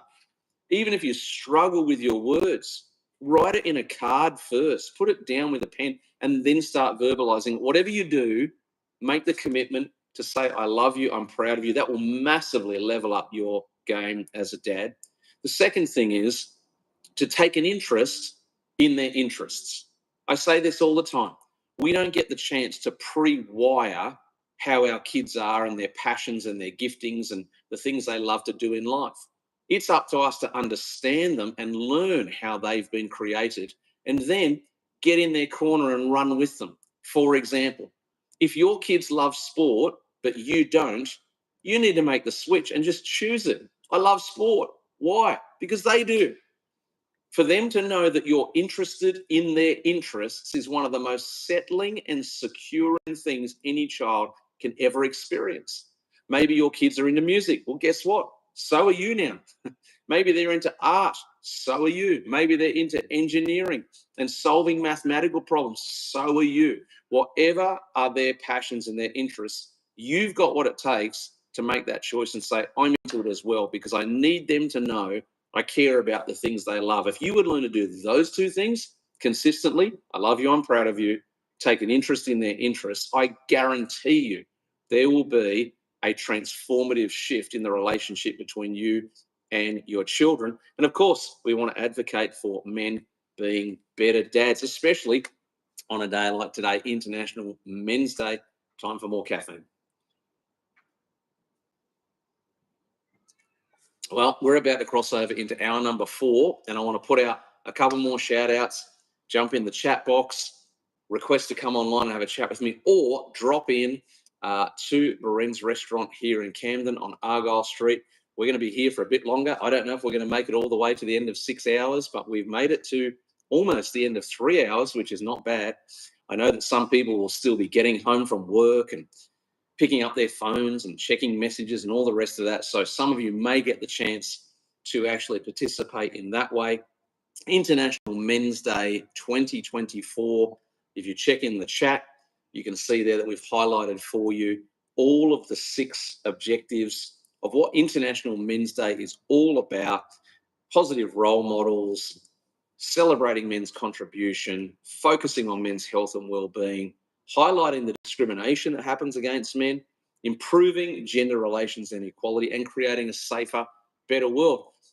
You'd have to be somewhat of a shrunken, unkind person, in my view, if you couldn't get on board with at least a few of those objectives. And if you're watching this, you're probably not of that viewpoint. Or if you are of that viewpoint, you probably won't be watching for too long, because here on the Andrew Gray podcast, we are unapologetically pro the needs of men in our world. We are all about, and I am all about, becoming a voice to men and helping them to find their own voice for their family, for their community, and for those who they care about. And I'm trying to put oxygen and wind in the sails of men everywhere to say to them, you do not need anybody's approval to be a strong man and a good man, and to live your life through those older school values of original masculinity, which is to protect, provide, and empower. I can guarantee time will prove it true. If we erase healthy original masculinity from our world, which many people are trying to do, if we erase it, the world will descend into depravity and anarchy, guaranteed. But if we take our opportunity now while the window's still open to do something about the fact that we have gotten worse as a society, things have gotten pear-shaped, we need to return to those values, and then we can swing things back around the other way. And we need to do it for our young men. Let's talk about our young men for a moment. We've got to desperately work hard for our young men who are coming into a world where, by default, in many places, they are being taught to mistreat women, take advantage of women. They are being taught that the goal of life is money and power. They are being taught that it doesn't matter how you treat others as long as you get where you're going. In a world where they're being taught The main goal is to have a great highlight reel on your social media. Well, every one of those things that I just listed is a recipe for a wasted life. So to our young men, we're trying to send a positive, correct message to them. No, that is not the message of life. The message and the journey of life is to build your character, work internally on yourself, find out how you've been wired and gifted so that you can get on the pathway of purpose, making a positive contribution to our world, to look out for and to look after women and children, to go after more important goals, which is the journey shared with people and the experiences you have, and learning to live authentically, not falsely, like much of our social media digital world is telling our young men to live. That would be a far better recipe. And I'll tell you what it does create. It creates more happy, more contented men who in turn go on to live more fulfilling, purpose-filled lives benefiting their wives and their children. I am committed to being a messenger on that front for our young men. I will not be dissuaded by anyone or anything, and I certainly will not be waiting for government agencies to tell me what is information and disinformation, and letting them become the ministry of truth in my life. That would be a grave mistake for all of us to make, to think that government agencies, people without credentials, people without a proven track record, ought to become those presiding over our behaviours and our value set. No, no, no. That is a bad pathway to take. The best pathway for all of us is personal, individual responsibility and accountability, especially to our men, that we would look on the inside and say, I want to be a good man, and that's enough. I don't need someone else who doesn't know me to tell me how to do it. I can find other mentors and proven men in my life, and I will go about changing the world one decision at a time, because that's where it's going to change. And so I want you to be encouraged by that, whether you're a young man, middle-aged man like I am, or an older man in your third. We all can play a part in doing something about the needs of men. And when men get strong, when men get on track, when men get healthy physically, mentally, emotionally, everything around them does better. Their family, their workplace, their community. There is zero evidence in our world that a better man creates a worse world. The opposite is always true. A better, stronger man of good character and good values is always going to boost the positivity level and the impact on others. That's what we're all about here on the Andrew Gray podcast. If you haven't subscribed yet, I'd love you to do that. If you see an episode that speaks to you, drop into the comments and let me know. Drop in and say, hey, Andrew, just watched this episode. Loved what you said here. This is what spoke to me. This is what I got from it. Or you might want to say, could you do an episode on this topic here, and make a suggestion about how else we could potentially help you. One of the ways that you can help a mate is when you hear an episode that is good and positive and you think of a friend, send them the link. It's a very small step, very easy to do. You don't have to set up a camera. You don't have to write the script. You just pass the message on and help them to know that there is help out there available. Good coffee helps the world to go around. Well, it's 5:58 p.m. Australian Eastern Daylight Time. If you're watching live or you're watching on replay, thank you for taking the time to do that, whether you're with me for 5 minutes or for the whole duration. Those of you who want to get involved, once again, you can do that in a couple of ways. One of the ways is you can join me here live on the chat. Send the text to 0411 861 829. 0411 861 829. If you're watching on replay, don't text that number because we won't be here. And you'll be just calling into the darkness, hoping someone will talk to you. But if you're online now, you can join us that way. And the second way, of course, which I've already had from a few great people today, is drop by Barenz restaurant in Camden, Argyle Street, where we are live streaming from the space graciously donated by my good friend Kim Vanden Heuvel, who owns Barenz restaurant. If you're thinking of somewhere to have a birthday dinner, if you're wondering if there's a free plug coming, yes, there is.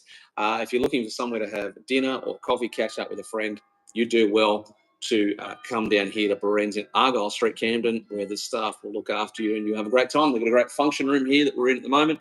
I know people have had their wedding receptions in here and milestone birthday parties. It's a great venue. If you're within driving distance, why don't you come down and say hi? You can park in the back car park, which at this time of day would be almost empty, and you can walk into the courtyard at the back of Barenz, join me on the bench and have a chat about International Men's Day. Let me take a little sip of my drinks.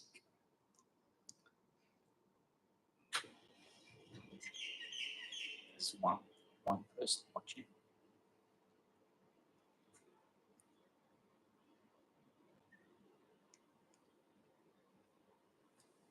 Okay, if you're watching on replay, maybe you've skipped forward to this section.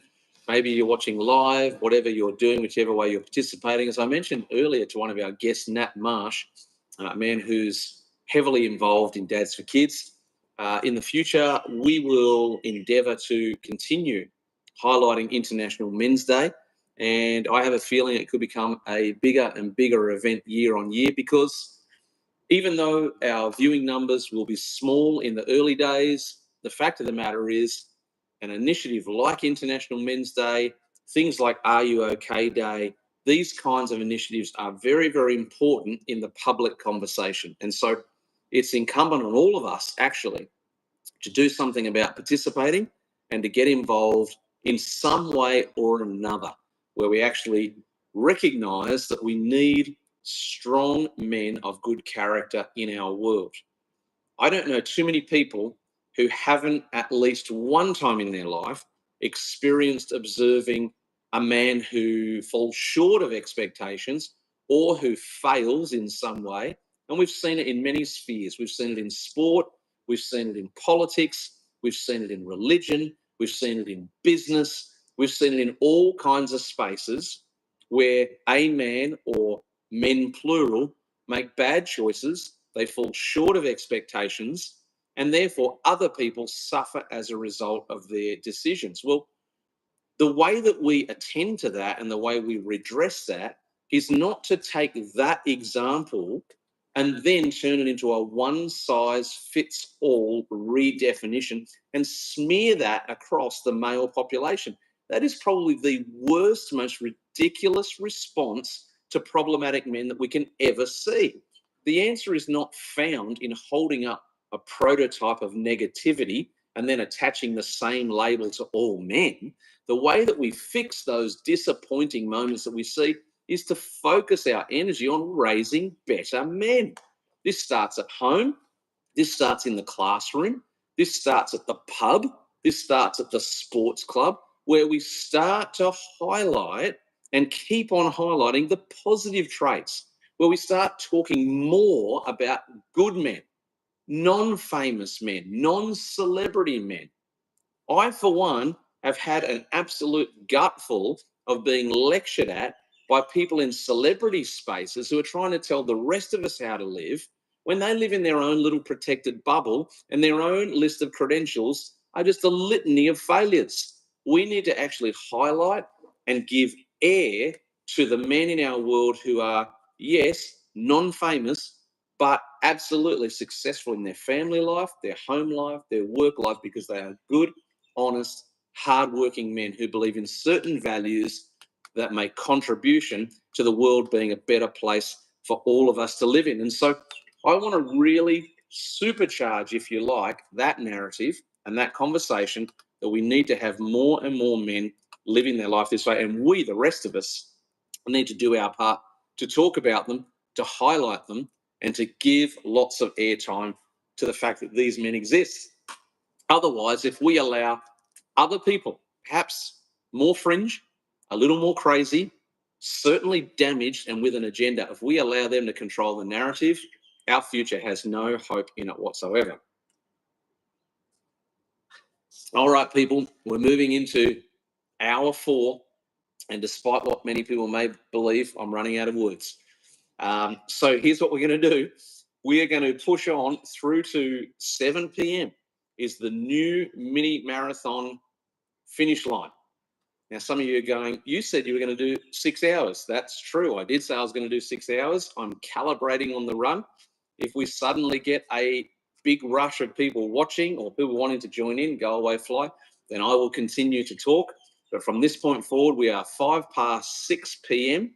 and we will push through until 7 p.m. I'd love you to jump into the chat or request to join me online, or if you're in the area and you've still got time, drop down here to Barenz, Camden, where we are highlighting this massively important date in our calendar, International Men's Day. You may not have heard it said earlier with one of our guests, Dave Pengelly. I'll have to go home and get the exact detail on this story, but very sadly, kind of in a miserable way, we had one of our female federal politicians today tweeting a refocusing of today's date back onto women's needs.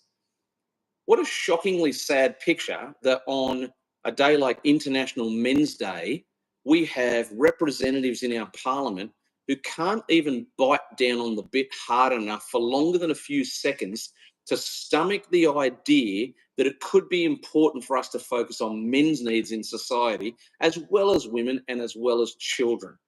My response to that would be to say shame on that individual. And I will go home and I will research and I will double check my own facts to make sure that I've got the story correct. If I've got it wrong, then I'll recant what I've just said. But if I've got it right, what a shocking state of affairs that we have become so adversarial in our society, much of it driven by our political agendas in combination with our mainstream media agendas, which has the rest of us, the real people, if I can call them that, pitted against one another. This is one of the reasons why I'm such a staunch and unrelenting advocate for the importance of raising better, stronger men. Better, stronger men do not beat their wives. Better, stronger men do not abuse their children. Better, stronger men do not steal from their employer. Better, stronger men don't break the law. Better, stronger men don't cause trouble in society. Better, stronger men do not set young men off on the wrong pathway. And I could list out dozens of other things that are not the result of better, stronger men. Let me tell you what is the result of better, stronger men. Better marriages, better families, better businesses, better schools, better communities, better sporting clubs, better peace in our community, better everything. Because I'm saying men are better than women, if that's the conclusion you've reached, you're not listening to the point I'm making. You're simply overlaying your preset and premeditated agenda and lens on what you think it is you're trying to hear. Let me try one more time. Better men means men of character, men of integrity, men of ethics, men of values, men who understand that the original definition of the word masculinity is to protect, provide, and empower.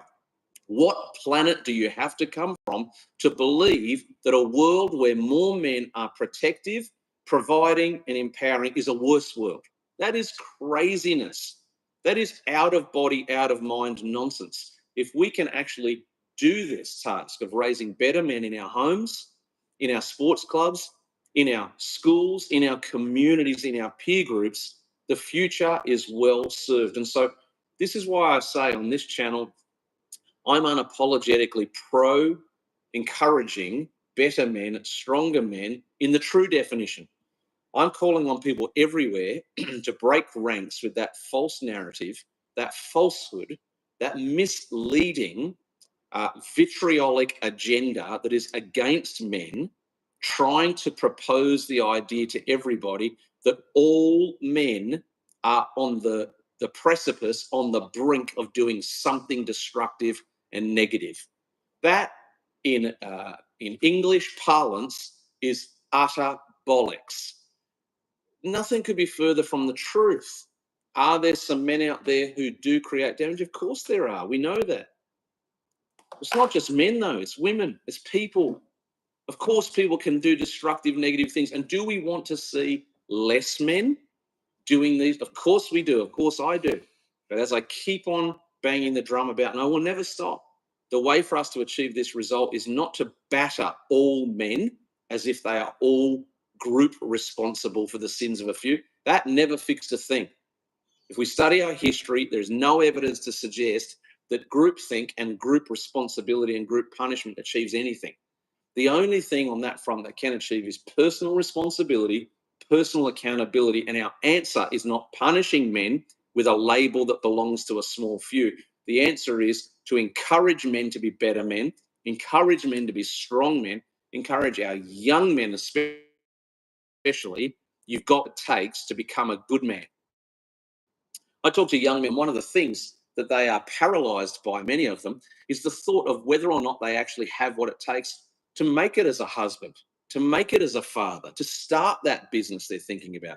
They are paralyzed and frozen by the threats that are against them and the pressure that they hear going on in our mainstream media all the time. Well, I want to be a counter-culture, counter-current flow against that narrative and say, no, we can raise better, stronger men who understand what the good values in this world are.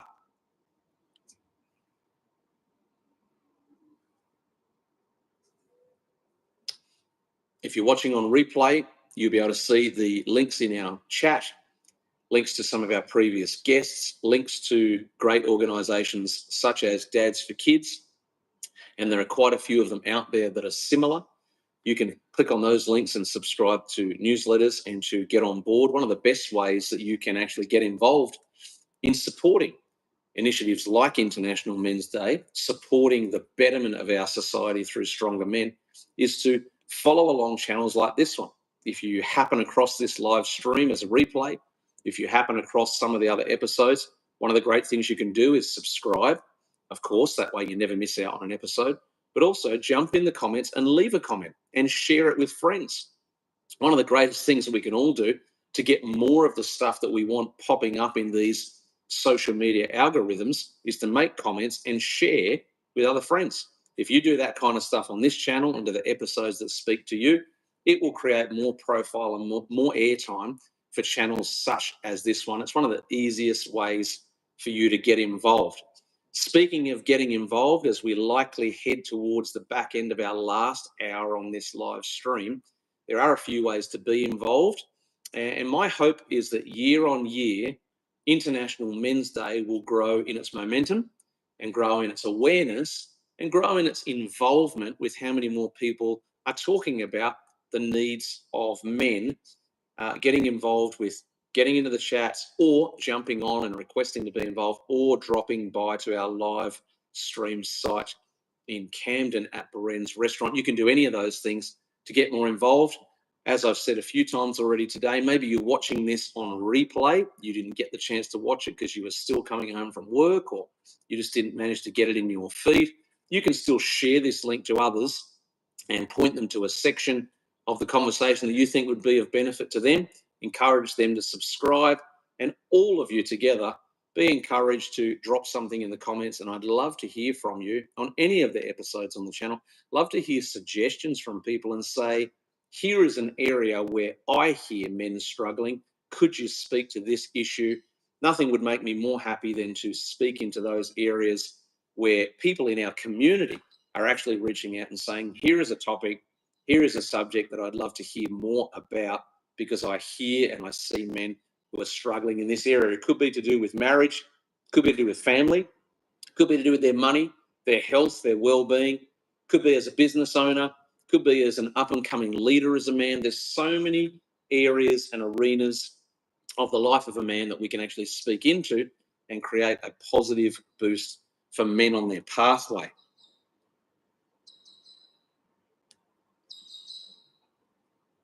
You'll see, if you have the time to take a moment and look at the description of the channel, you'll see that right there in the channel banner and in the description, that's what the channel Andrew Gray Podcast is all about. It's about empowering men. That's what we're here to do. That's what we believe there isn't enough of in society. And that's why this channel has set its mark and its mission on doing exactly that, to empower men. And by doing so, it doesn't mean that we're glossing over the fact that sometimes men fall short. We know that, and we'll talk about it. But it also means that we're not taking an anti-female stance, quite the opposite. We're wanting to promote becoming better, stronger men. And then as a result of better, stronger men, we're actually also going to see better societies, better communities, stronger families, all the rest of that, which is such an important thing for us to see in our world. So that's what the channel Andrew Gray Podcast is all about. If you are a man who's already subscribed, I'd love to ask a favor of you. Why don't you click into your contact list and have a think through some of the men in your family and your own friendship group who you think would be positively impacted by the channel and by some of the episodes. Share a link to them and encourage them to subscribe and say, hey, I saw a episode here that I thought you'd enjoy, episode that I thought might benefit you and encourage you with the situation and the challenge that you're facing in your own life. That would be such a powerful thing that you could do for a family member or a friend.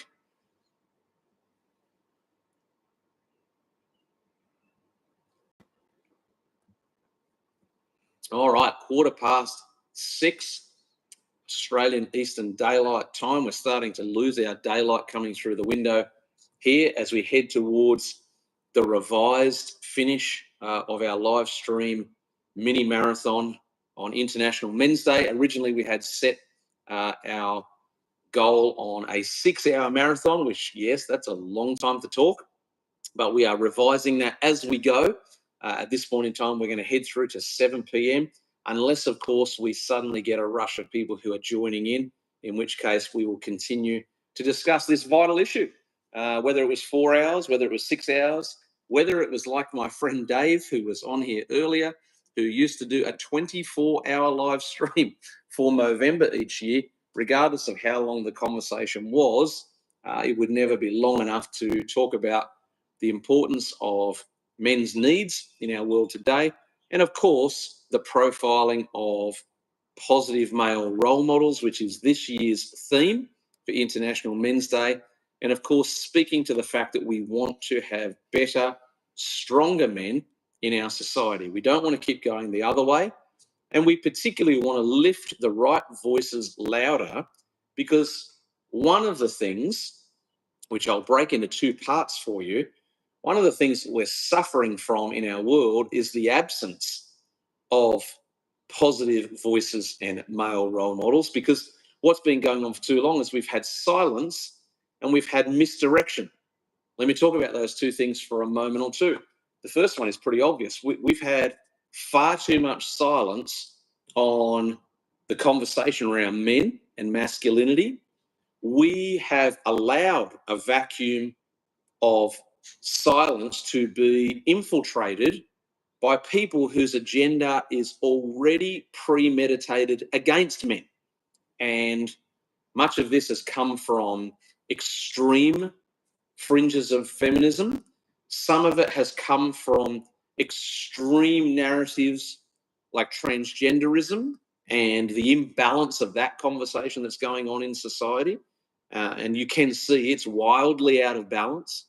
And so there's this vacuum of silence that has existed where too many people have concluded, if I put my head up or I lift my voice, somebody is going to smack me on the head. Well, that may be true, but the long-term result is worse, because the long-term result is ceding the conversational territory to those who do not have a desire for everybody to do better. In the vacuum of silence, what happens is people with a private and selfish agenda surge into the vacated space of our silence, and they take over and dominate the entire narrative and the whole conversation, and they direct all of society's focus and energy towards their own selfish bent motives and agendas.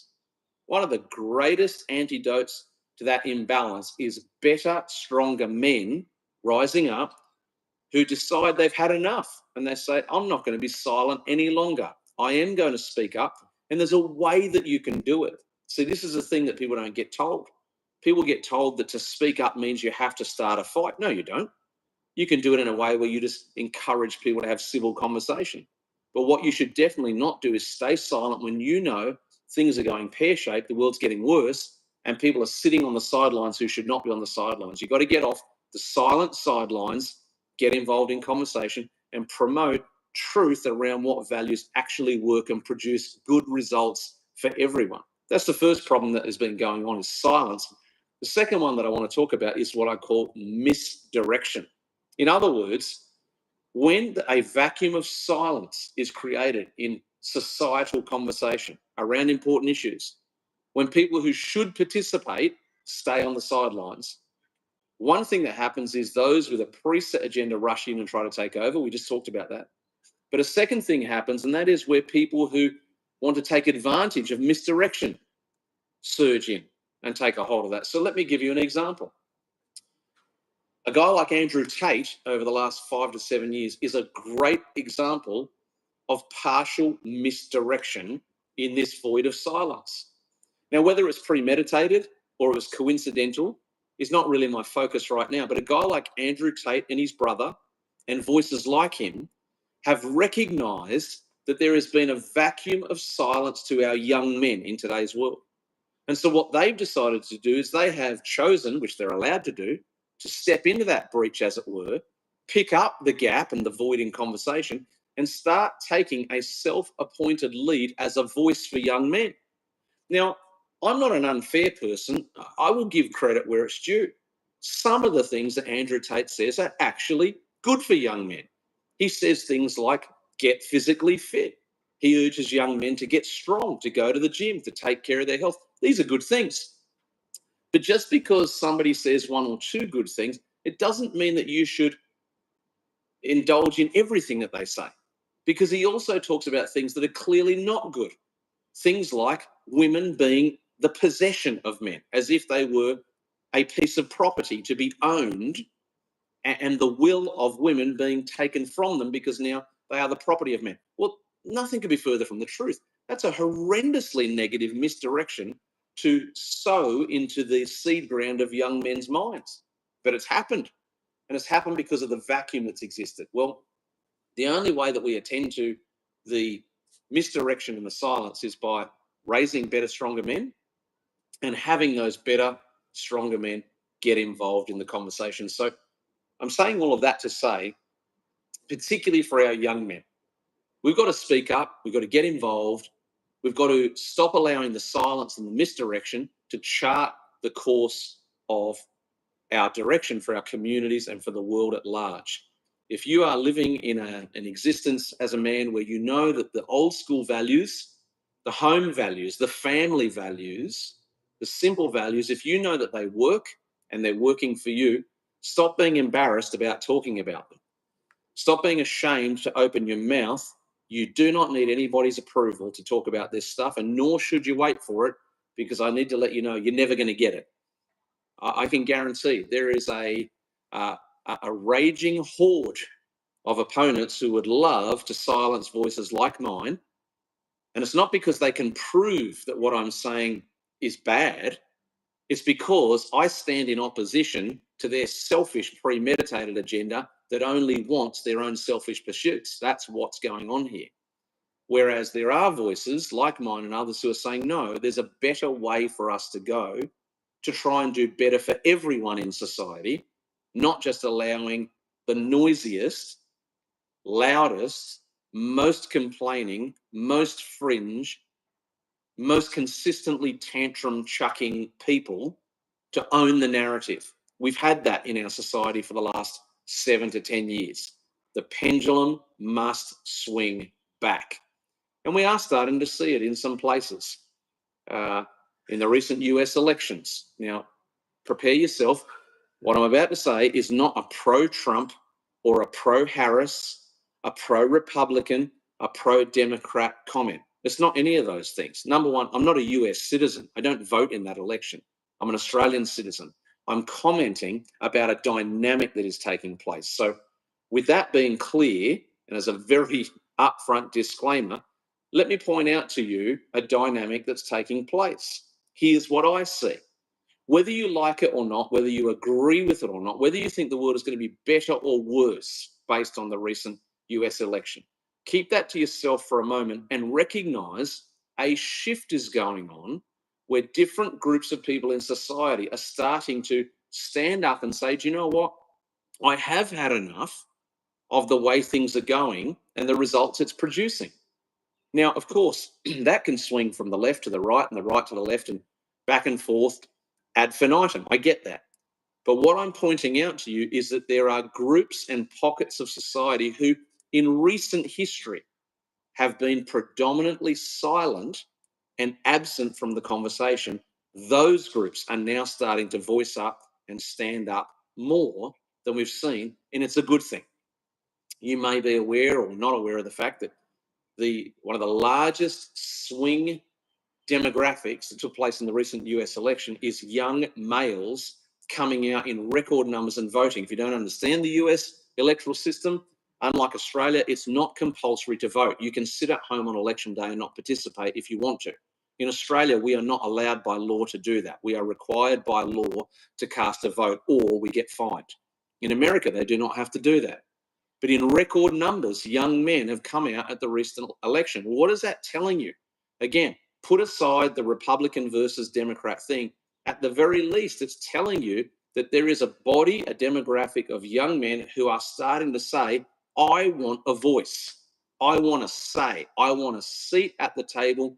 I want skin in the game. And this can only be a good thing. Why?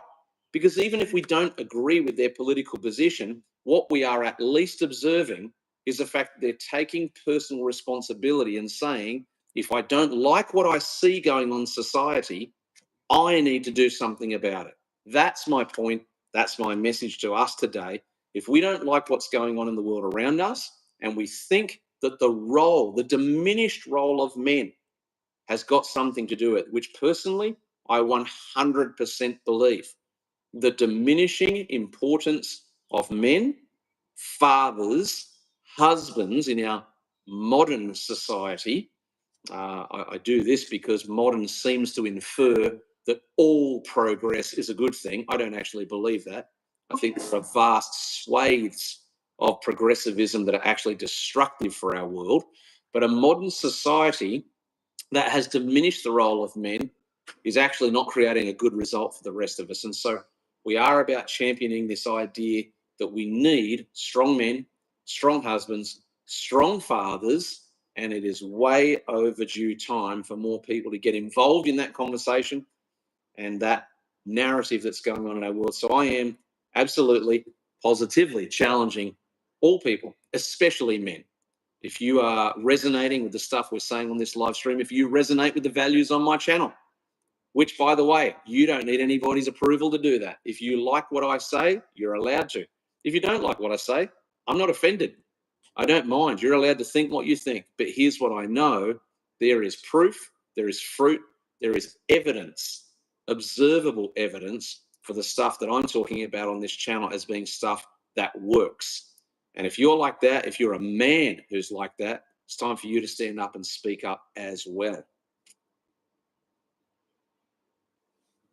Just looking in the chat there, we've got a comment from Alexander R, who I think is posing a question, stance on colonialism. I think that's a question asking, what is my stance? Maybe Alexander can jump back into the comments and qualify that a bit further.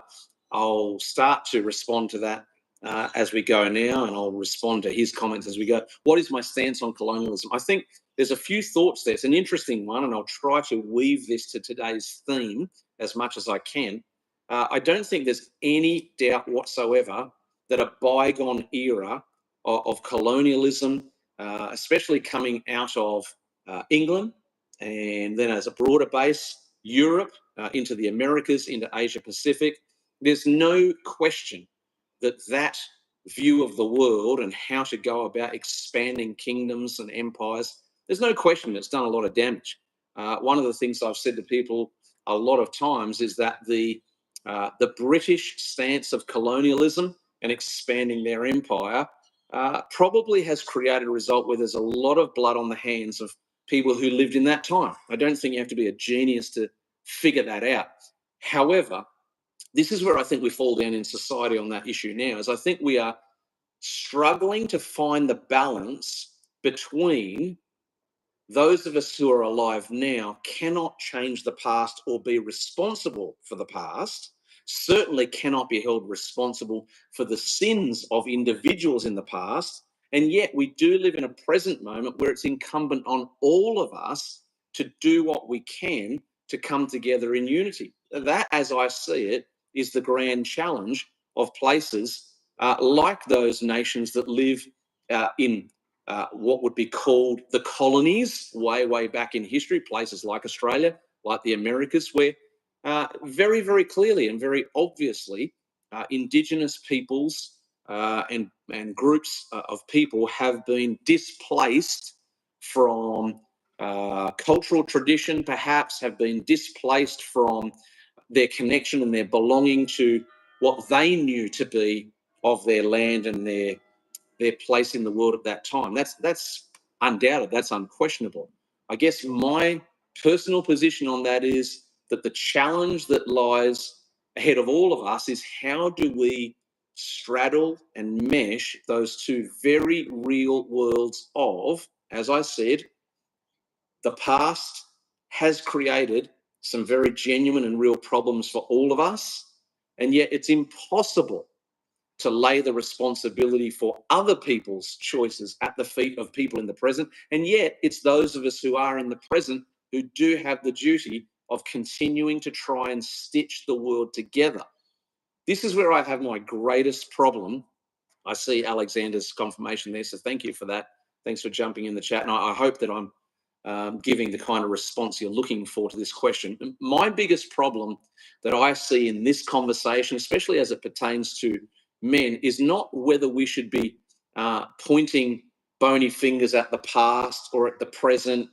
I think my biggest problem is that we have those in positions of power, and I'm talking particularly in politics, those who should be working harder for bridging gaps on conversation, on unity, on personal responsibility, on personal accountability. I think we've got more people in those places that are actually angling for adversity and the separation of groups in order to use that as a vehicle for pushing their own agenda. I think that's where we're actually falling down now, is we don't actually have enough representatives in our political space, in our community spaces, that are genuinely making an authentic, honest, compassionate viewpoint where they say, listen, what happened in the past was not good. We see that. However, we cannot punish the people of today for the actions of the people of yesterday, but we do have responsibility to keep on trying to stitch together a world that can live in peace and harmony. None of us have got a time machine. This is the issue, right? None of us have got a time machine where we can go back and right the wrongs of yesterday. This is why I've always regarded it as lunacy for people to go out and damage and destroy and vandalize every single statue or plaque or memorial to things that happened in the past.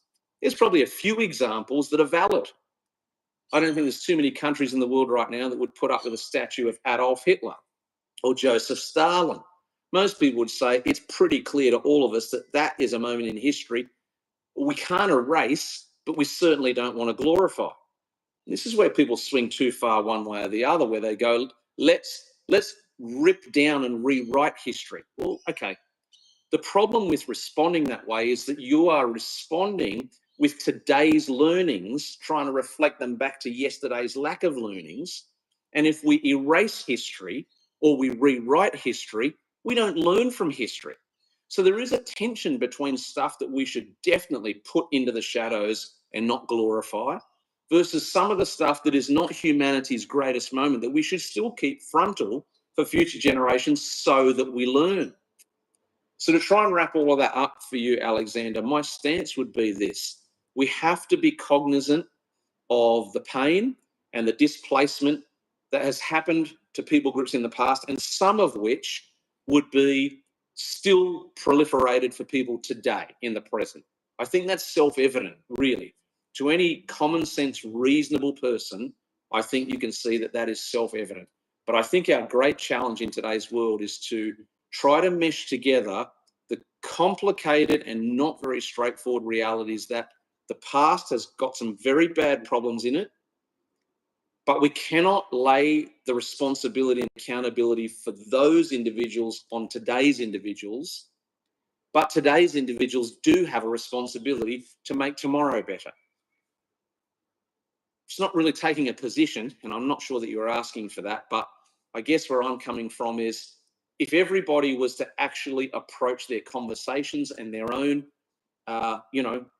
social interactions from a genuine place of compassion and empathy, where their agenda their own value set was actually, I want everybody to do better, I think we'd get some better results. But as I said a moment ago, my biggest concern is that I think we do have people in positions of power, positions of authority, who really are willing to swing as far to the left and as far to the right as they feel is necessary to retain power, and they're not actually motivated by real solutions in real world places where real people live. That's probably my biggest grievance about that subject that's going on in today's world. So thank you for your question. I appreciate that. If you're watching along and you just joined us, you're probably thinking, I thought we were talking International Men's Day, and here's this guy talking about colonialism. Well, I'm responding to a question from one of our viewers in the chat there. I do think that there is a crossover there between the question that I've just spoken to and the focus on men, because my point would be it's up to more men to play their part in operating with empathy in the heart, compassion in the heart, but also wisdom in the brain. One of the problems we've got in today's world is we see people, often it's men, who are hard-hearted and soft-brained, or they are all emotions and no brains, or all brains and no emotion. We need both. We need people with wise, sharp minds who also possess compassionate hearts. One without the other is never good.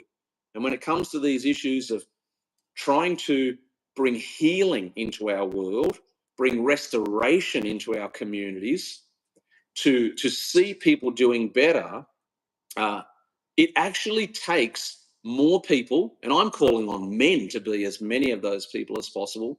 It takes more people to think with a sharp, wise brain without letting go of a soft, compassionate heart. We need the two together, because the truth is, as we know, you don't have to look very far to realise that we've got problems in our society, and we've got to find ways to fix them.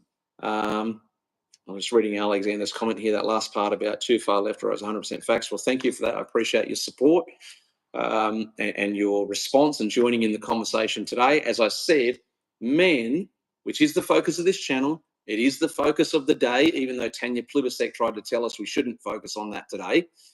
Message to you, Tanya, if you happen to be watching, which you're probably not, but if you ever were, how about you put your focus on the right thing? When we get to International Women's Day, we can all get on board that as well. And we get to international this day and that day and the other day, we'll focus on the right things. We are focusing on men today. And that's why I'm saying we are needing more men to get involved in the actions that can try to do more to heal our world, because we've got massive problems, not just for men. We're seeing male suicide skyrocket.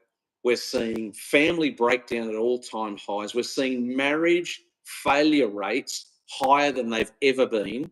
Teen suicide is a problem. Anxiety is a huge problem. Our young people have never, ever, ever struggled more with their identity and their security, and this in a time when supposedly we have more information and more resources than we've ever had before. Well, clearly, with an overload of information and now an epidemic of poor well-being and mental health, clearly something in the matrix is broken, people. It's not working.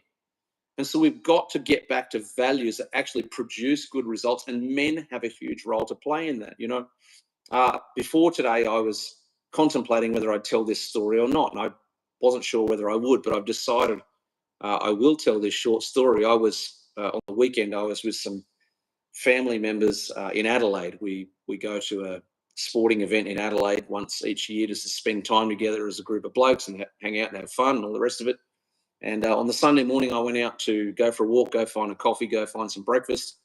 And what I encountered was a situation that's going on all the time in our world today.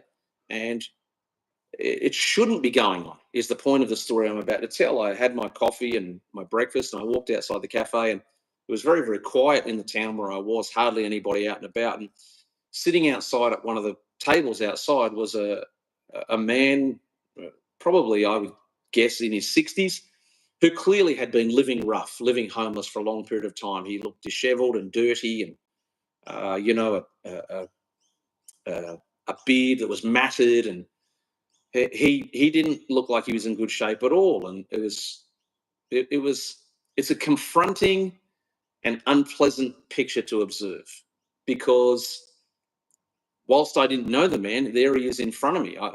I didn't see that it would be right for me just to walk past. I knew before I spoke to him that I wasn't going to be able to magically solve his problems with the click of a finger, but I thought I can at least stop and talk. So I stopped and said, I asked him about his welfare, and I said, how are you doing?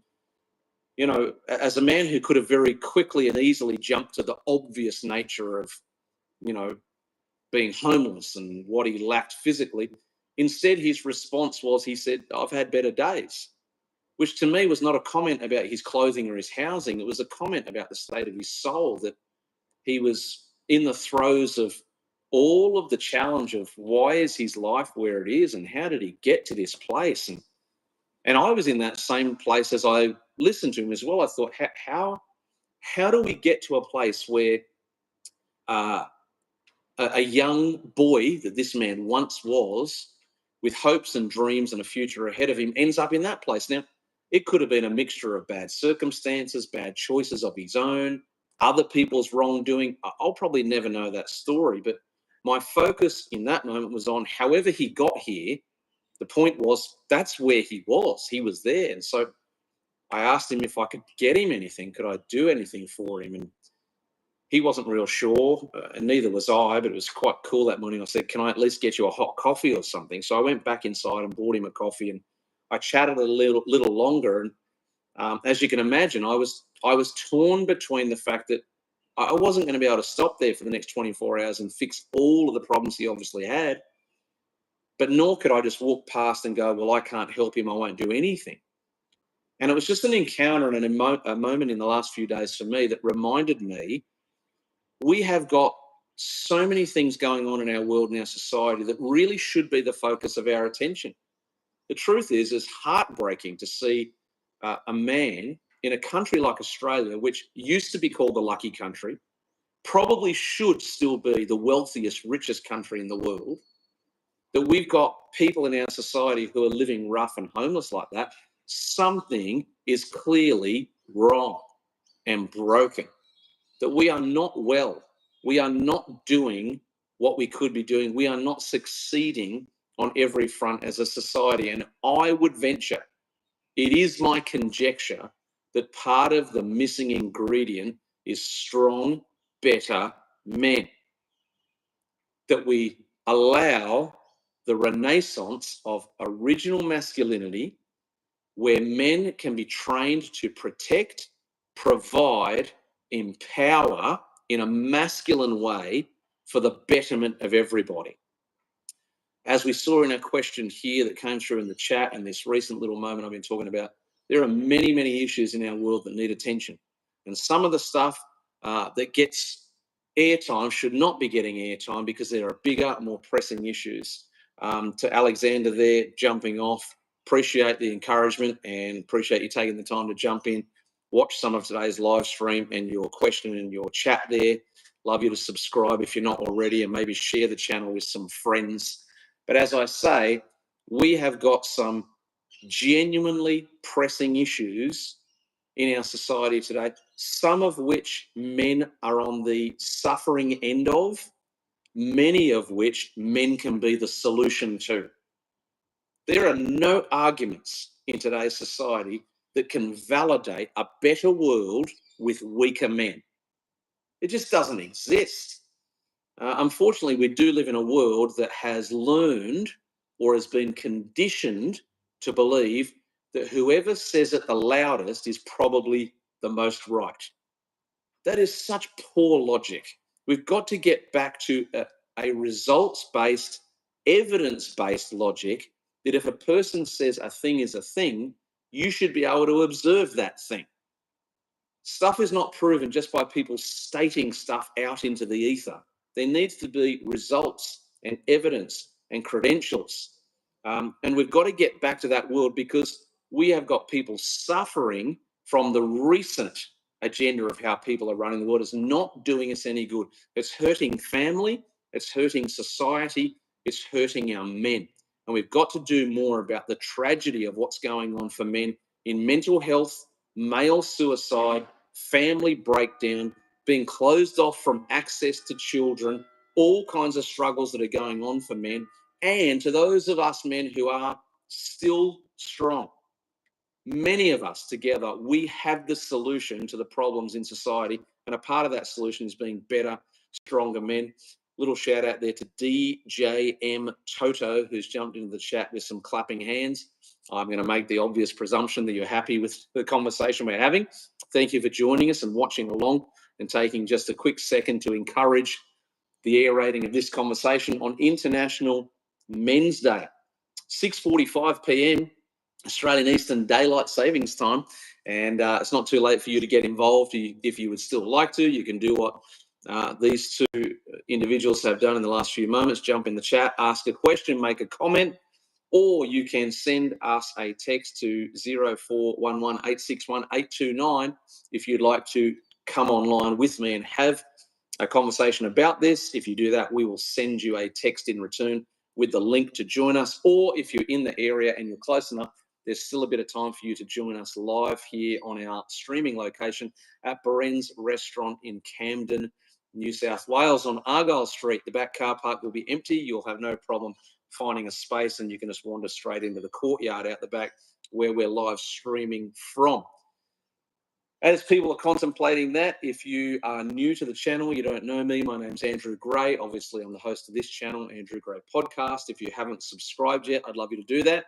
If you are subscribed already, maybe you could think about helping me to spread the message, helping me to get the word out there about the existence of channels like this that are trying to promote positivity for men, trying to be a voice for men, trying to help all men become better, stronger men, which can only produce good results for our community. So why don't you think about jumping on board and supporting the channel in that way? One of the best things you can ever do for any YouTube channel that you're a supporter of is to make comments and share links. The algorithm will absolutely love you for doing that. And I would appreciate you deeply if you could do that, make comments on episodes, give a thumbs up, share with friends, and of course, subscribe so that you don't ever miss out on being notified about more episodes that are coming up.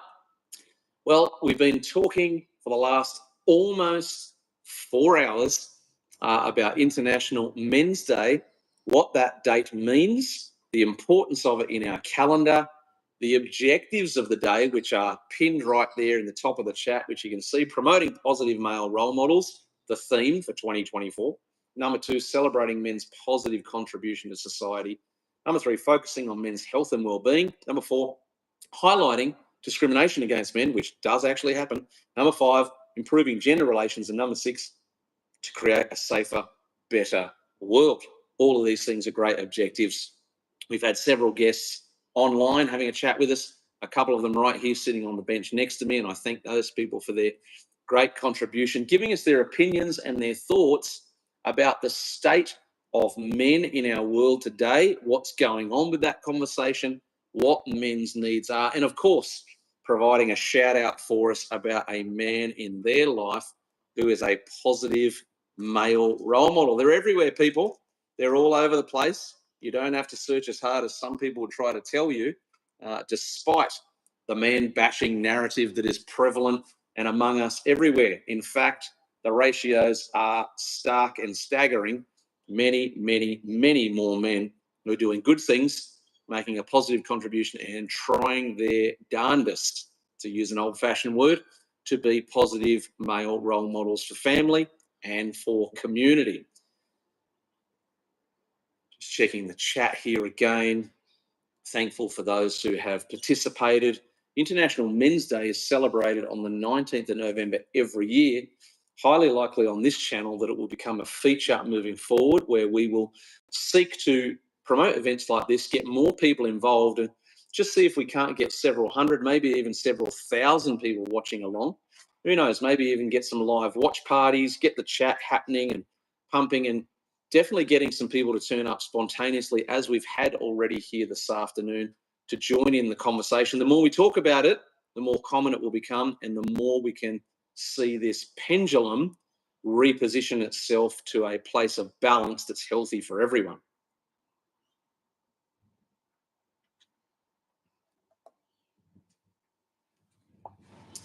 Well, I'm going to make the call that 7 p.m. is still our new finish line, which gives us another 10 minutes. If you just jumped on the live stream and you're thinking, what do you mean 7 o'clock you're going to finish? That's only 10 minutes away. Well, if you're just jumping on or jumped on for the first time, we have been going since around 3 p.m. And if you want us to continue longer, and particularly if you want to be part of the conversation, I will go longer. I don't want to just keep on talking into thin air, chatting to myself. I do that enough through the day in my head, like everybody does. But if you're wanting to be involved in the conversation, you can still do that. You might be running out of time for dropping by here at Barenz Restaurant, Argyle Street, Camden. But if you're on your way down, please do come down still. But time is running short on that one. Time is not running out for you to send us a text on 0411 861 829, which will give us the opportunity to text you in return and send you a link to allow you to jump on here and join me on the live stream, International Men's Day. Live stream mini marathon. We could be having a new guest come on just shortly, so we will continue for those who have jumped on. We've covered a lot of subjects this afternoon. We've talked about the importance of the Dads for Kids organisation and their role that they've played in helping to kick off and grow the International Men's Day movement. There's a link there for Dads for Kids in the chat. You can click on that, find out about the incredible things that they do as a harm prevention charity. You can subscribe to their newsletter and find out about their training courses. Also, you might contemplate coming to their Men's Summit, which is a once-a-year conference for men on the south coast of New South Wales, which next year in 2025, yours truly is the keynote speaker, which I'm very, very privileged to be able to attend that event and encourage more men. So you can get involved with those guys. Also, we've had other guests throughout the day. Good friend of mine, political commentator Dave Pengelly. We've had some friends that I've known for a long period of time joining live online on the camera. We've had a couple of people drop by and join me here on the bench. We've covered much material. We've talked about the day. We've talked about the event. We've talked about the objectives of International Men's Day. We've covered young men, middle-aged men, older men. We've talked about mentoring. We've talked about the importance of having guiding voices in your life. We've given Andrew Tate a respectful forehead slap. I don't want to give him a literal one because I know he's a very accomplished kickboxer and he could deal with me in a swift manner of time. It was much more of an ideological forehead slap more than anything. We've talked about colonialism of all things and what role men have to play in that arena. We've talked about politics and sociology. You name it. We have covered a lot in the last 4 hours. What was I thinking? Originally scheduling the live stream marathon for 6 hours. I guess I was thinking about you, giving you time to get home from work and to join in and be part of the conversation, which there's still a little bit of time for. But unless we are inundated with some more people. I've got my wife. We do. Well, this is great. This is really good. Am I allowed to? Yeah, you can say whatever. We're going to have someone join us here by the name of Lara, who is the wife of the producer behind the camera. Is she on now? She's coming online. She's on. She's on now. Lara, can you hear me? Can you see me? I can. Hello. Hello. Welcome. Thanks for joining me on this live stream mini marathon, which has already felt a little bit like a maxi marathon. We're almost into the 5th hour. Come on, you're good at marathons, aren't you? Well, I've done a few marathons, and I'm feeling the pinch right now. It's true. But we've covered a lot of content, and a lot of subjects, which has been great. And it's great to have you joining us on the chat, particularly to give us a woman's perspective. Interestingly, we started out today with a female friend getting the female perspective. So we might be bookended by the two ladies. Maybe I could throw a very generic question at you and get you to respond to men's issues, men's needs, the false narrative, as I perceive it to be out there, that all men are bad, all men are destructive. What's your viewpoint? What's your take? Well, basically, that's just absolute poppycock. That's just lumping everything into Poppycock, great word. one big lump of, yeah, poppycock. Let's just go there again. So yeah, I think you can't just be lumping people into something that just isn't true. So, men have just as many good qualities as, you know, any human being out there. It's just not a way that you can measure men, you know. And certainly, if I can use the example of my amazing husband, A shout out. I feel it coming in. Here we go. Let it roll, sister. Oh man, I am so appreciative to have him as the head of our household, and honestly, just the one who holds our whole family together. And I just, yeah, I'm so appreciative, and I really honor him in that role. And I feel so incredibly blessed to have him in that role. Growing up, I didn't really have that in my own household. Right. So even just this week, we had a discussion about parenting and about fathering, and you know, and I'm watching him, you know, grapple with fathering in some kind of tricky situations with kids, and I'm honestly watching it, you know, play out before me for the first time, because I didn't see that in my own household as a kid, from after the age of 5. So, like, this is really, really fresh and really new for me to see a father in his element, grappling with the challenges and having this incredible heart to see success in their kids' lives, and you know, just want to see our family stick together and work, and you know, be this loving unit where we overcome the different things that we face. And I've loved watching him lead in that really masculine role of leading our family, and you know, leading me as his wife in so many ways, and you know, charging ahead, looking after our kids, and just being a superstar, basically. Now, okay, so interesting. I hear you using this phrase, masculine leadership. And yet, as I listen to you and I look at you, I don't observe an oppressed, downtrodden woman.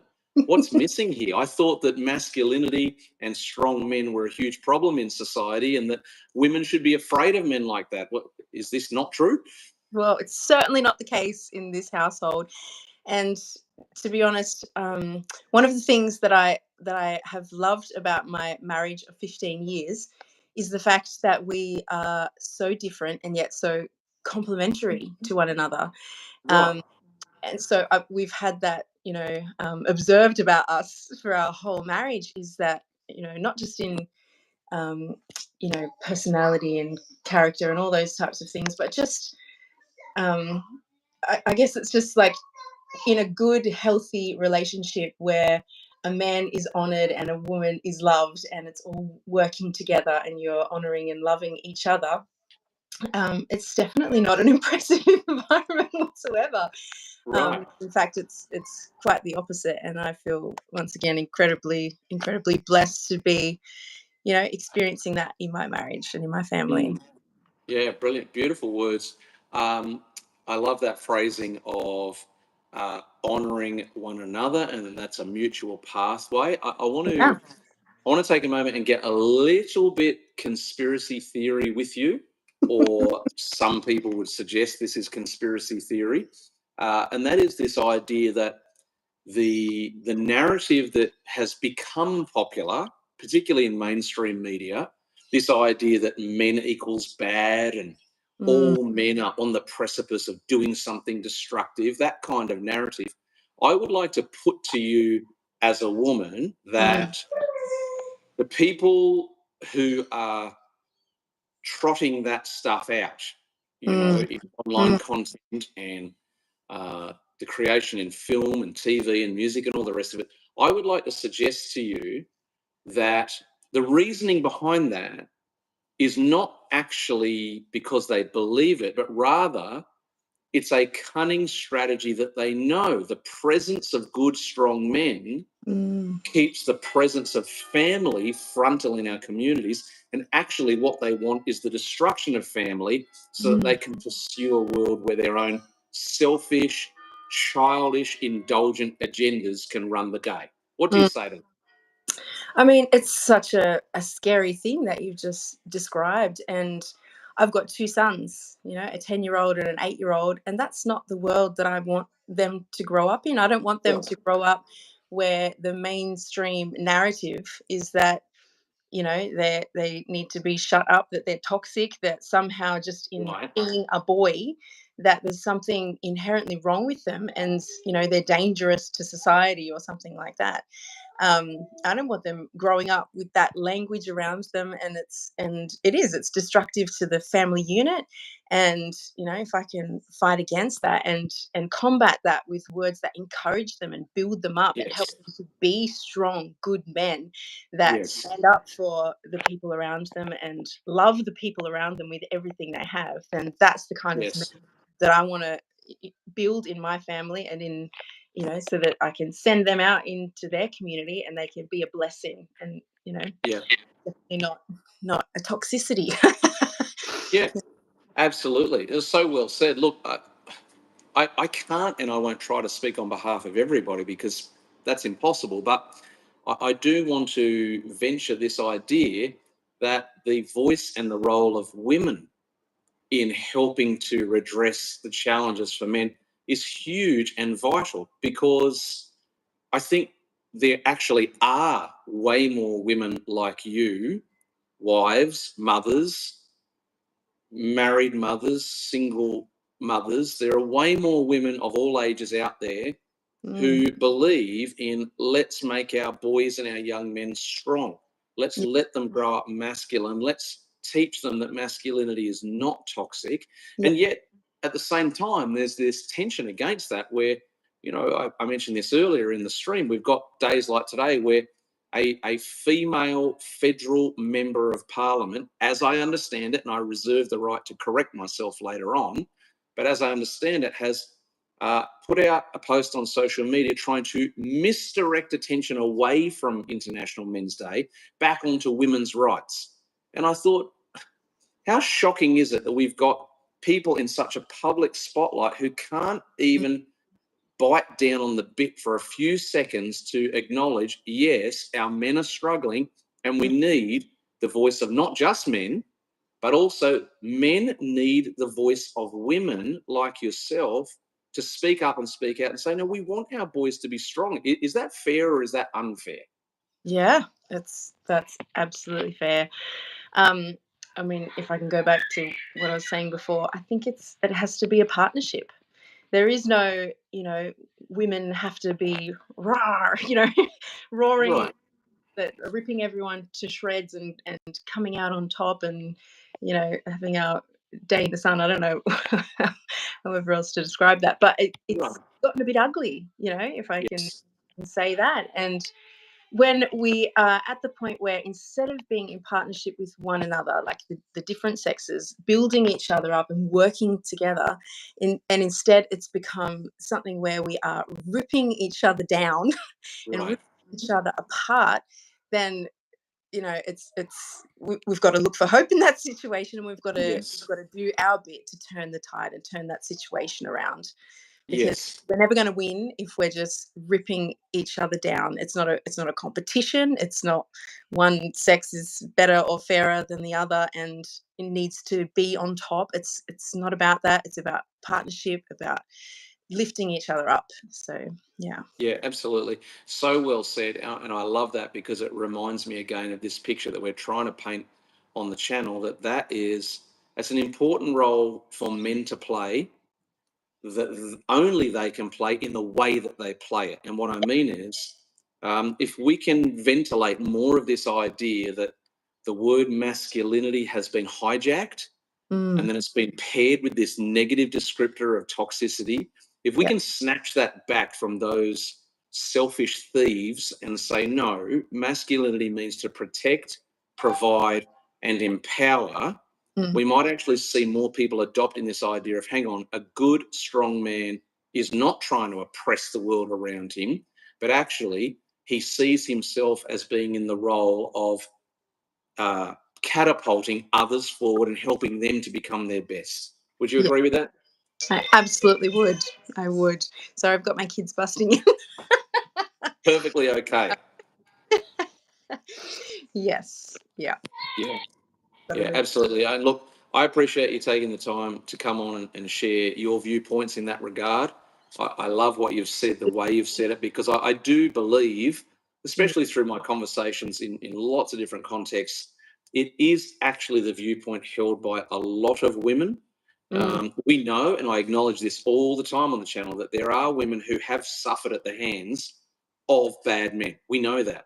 And we do need to hold men like that accountable for their actions.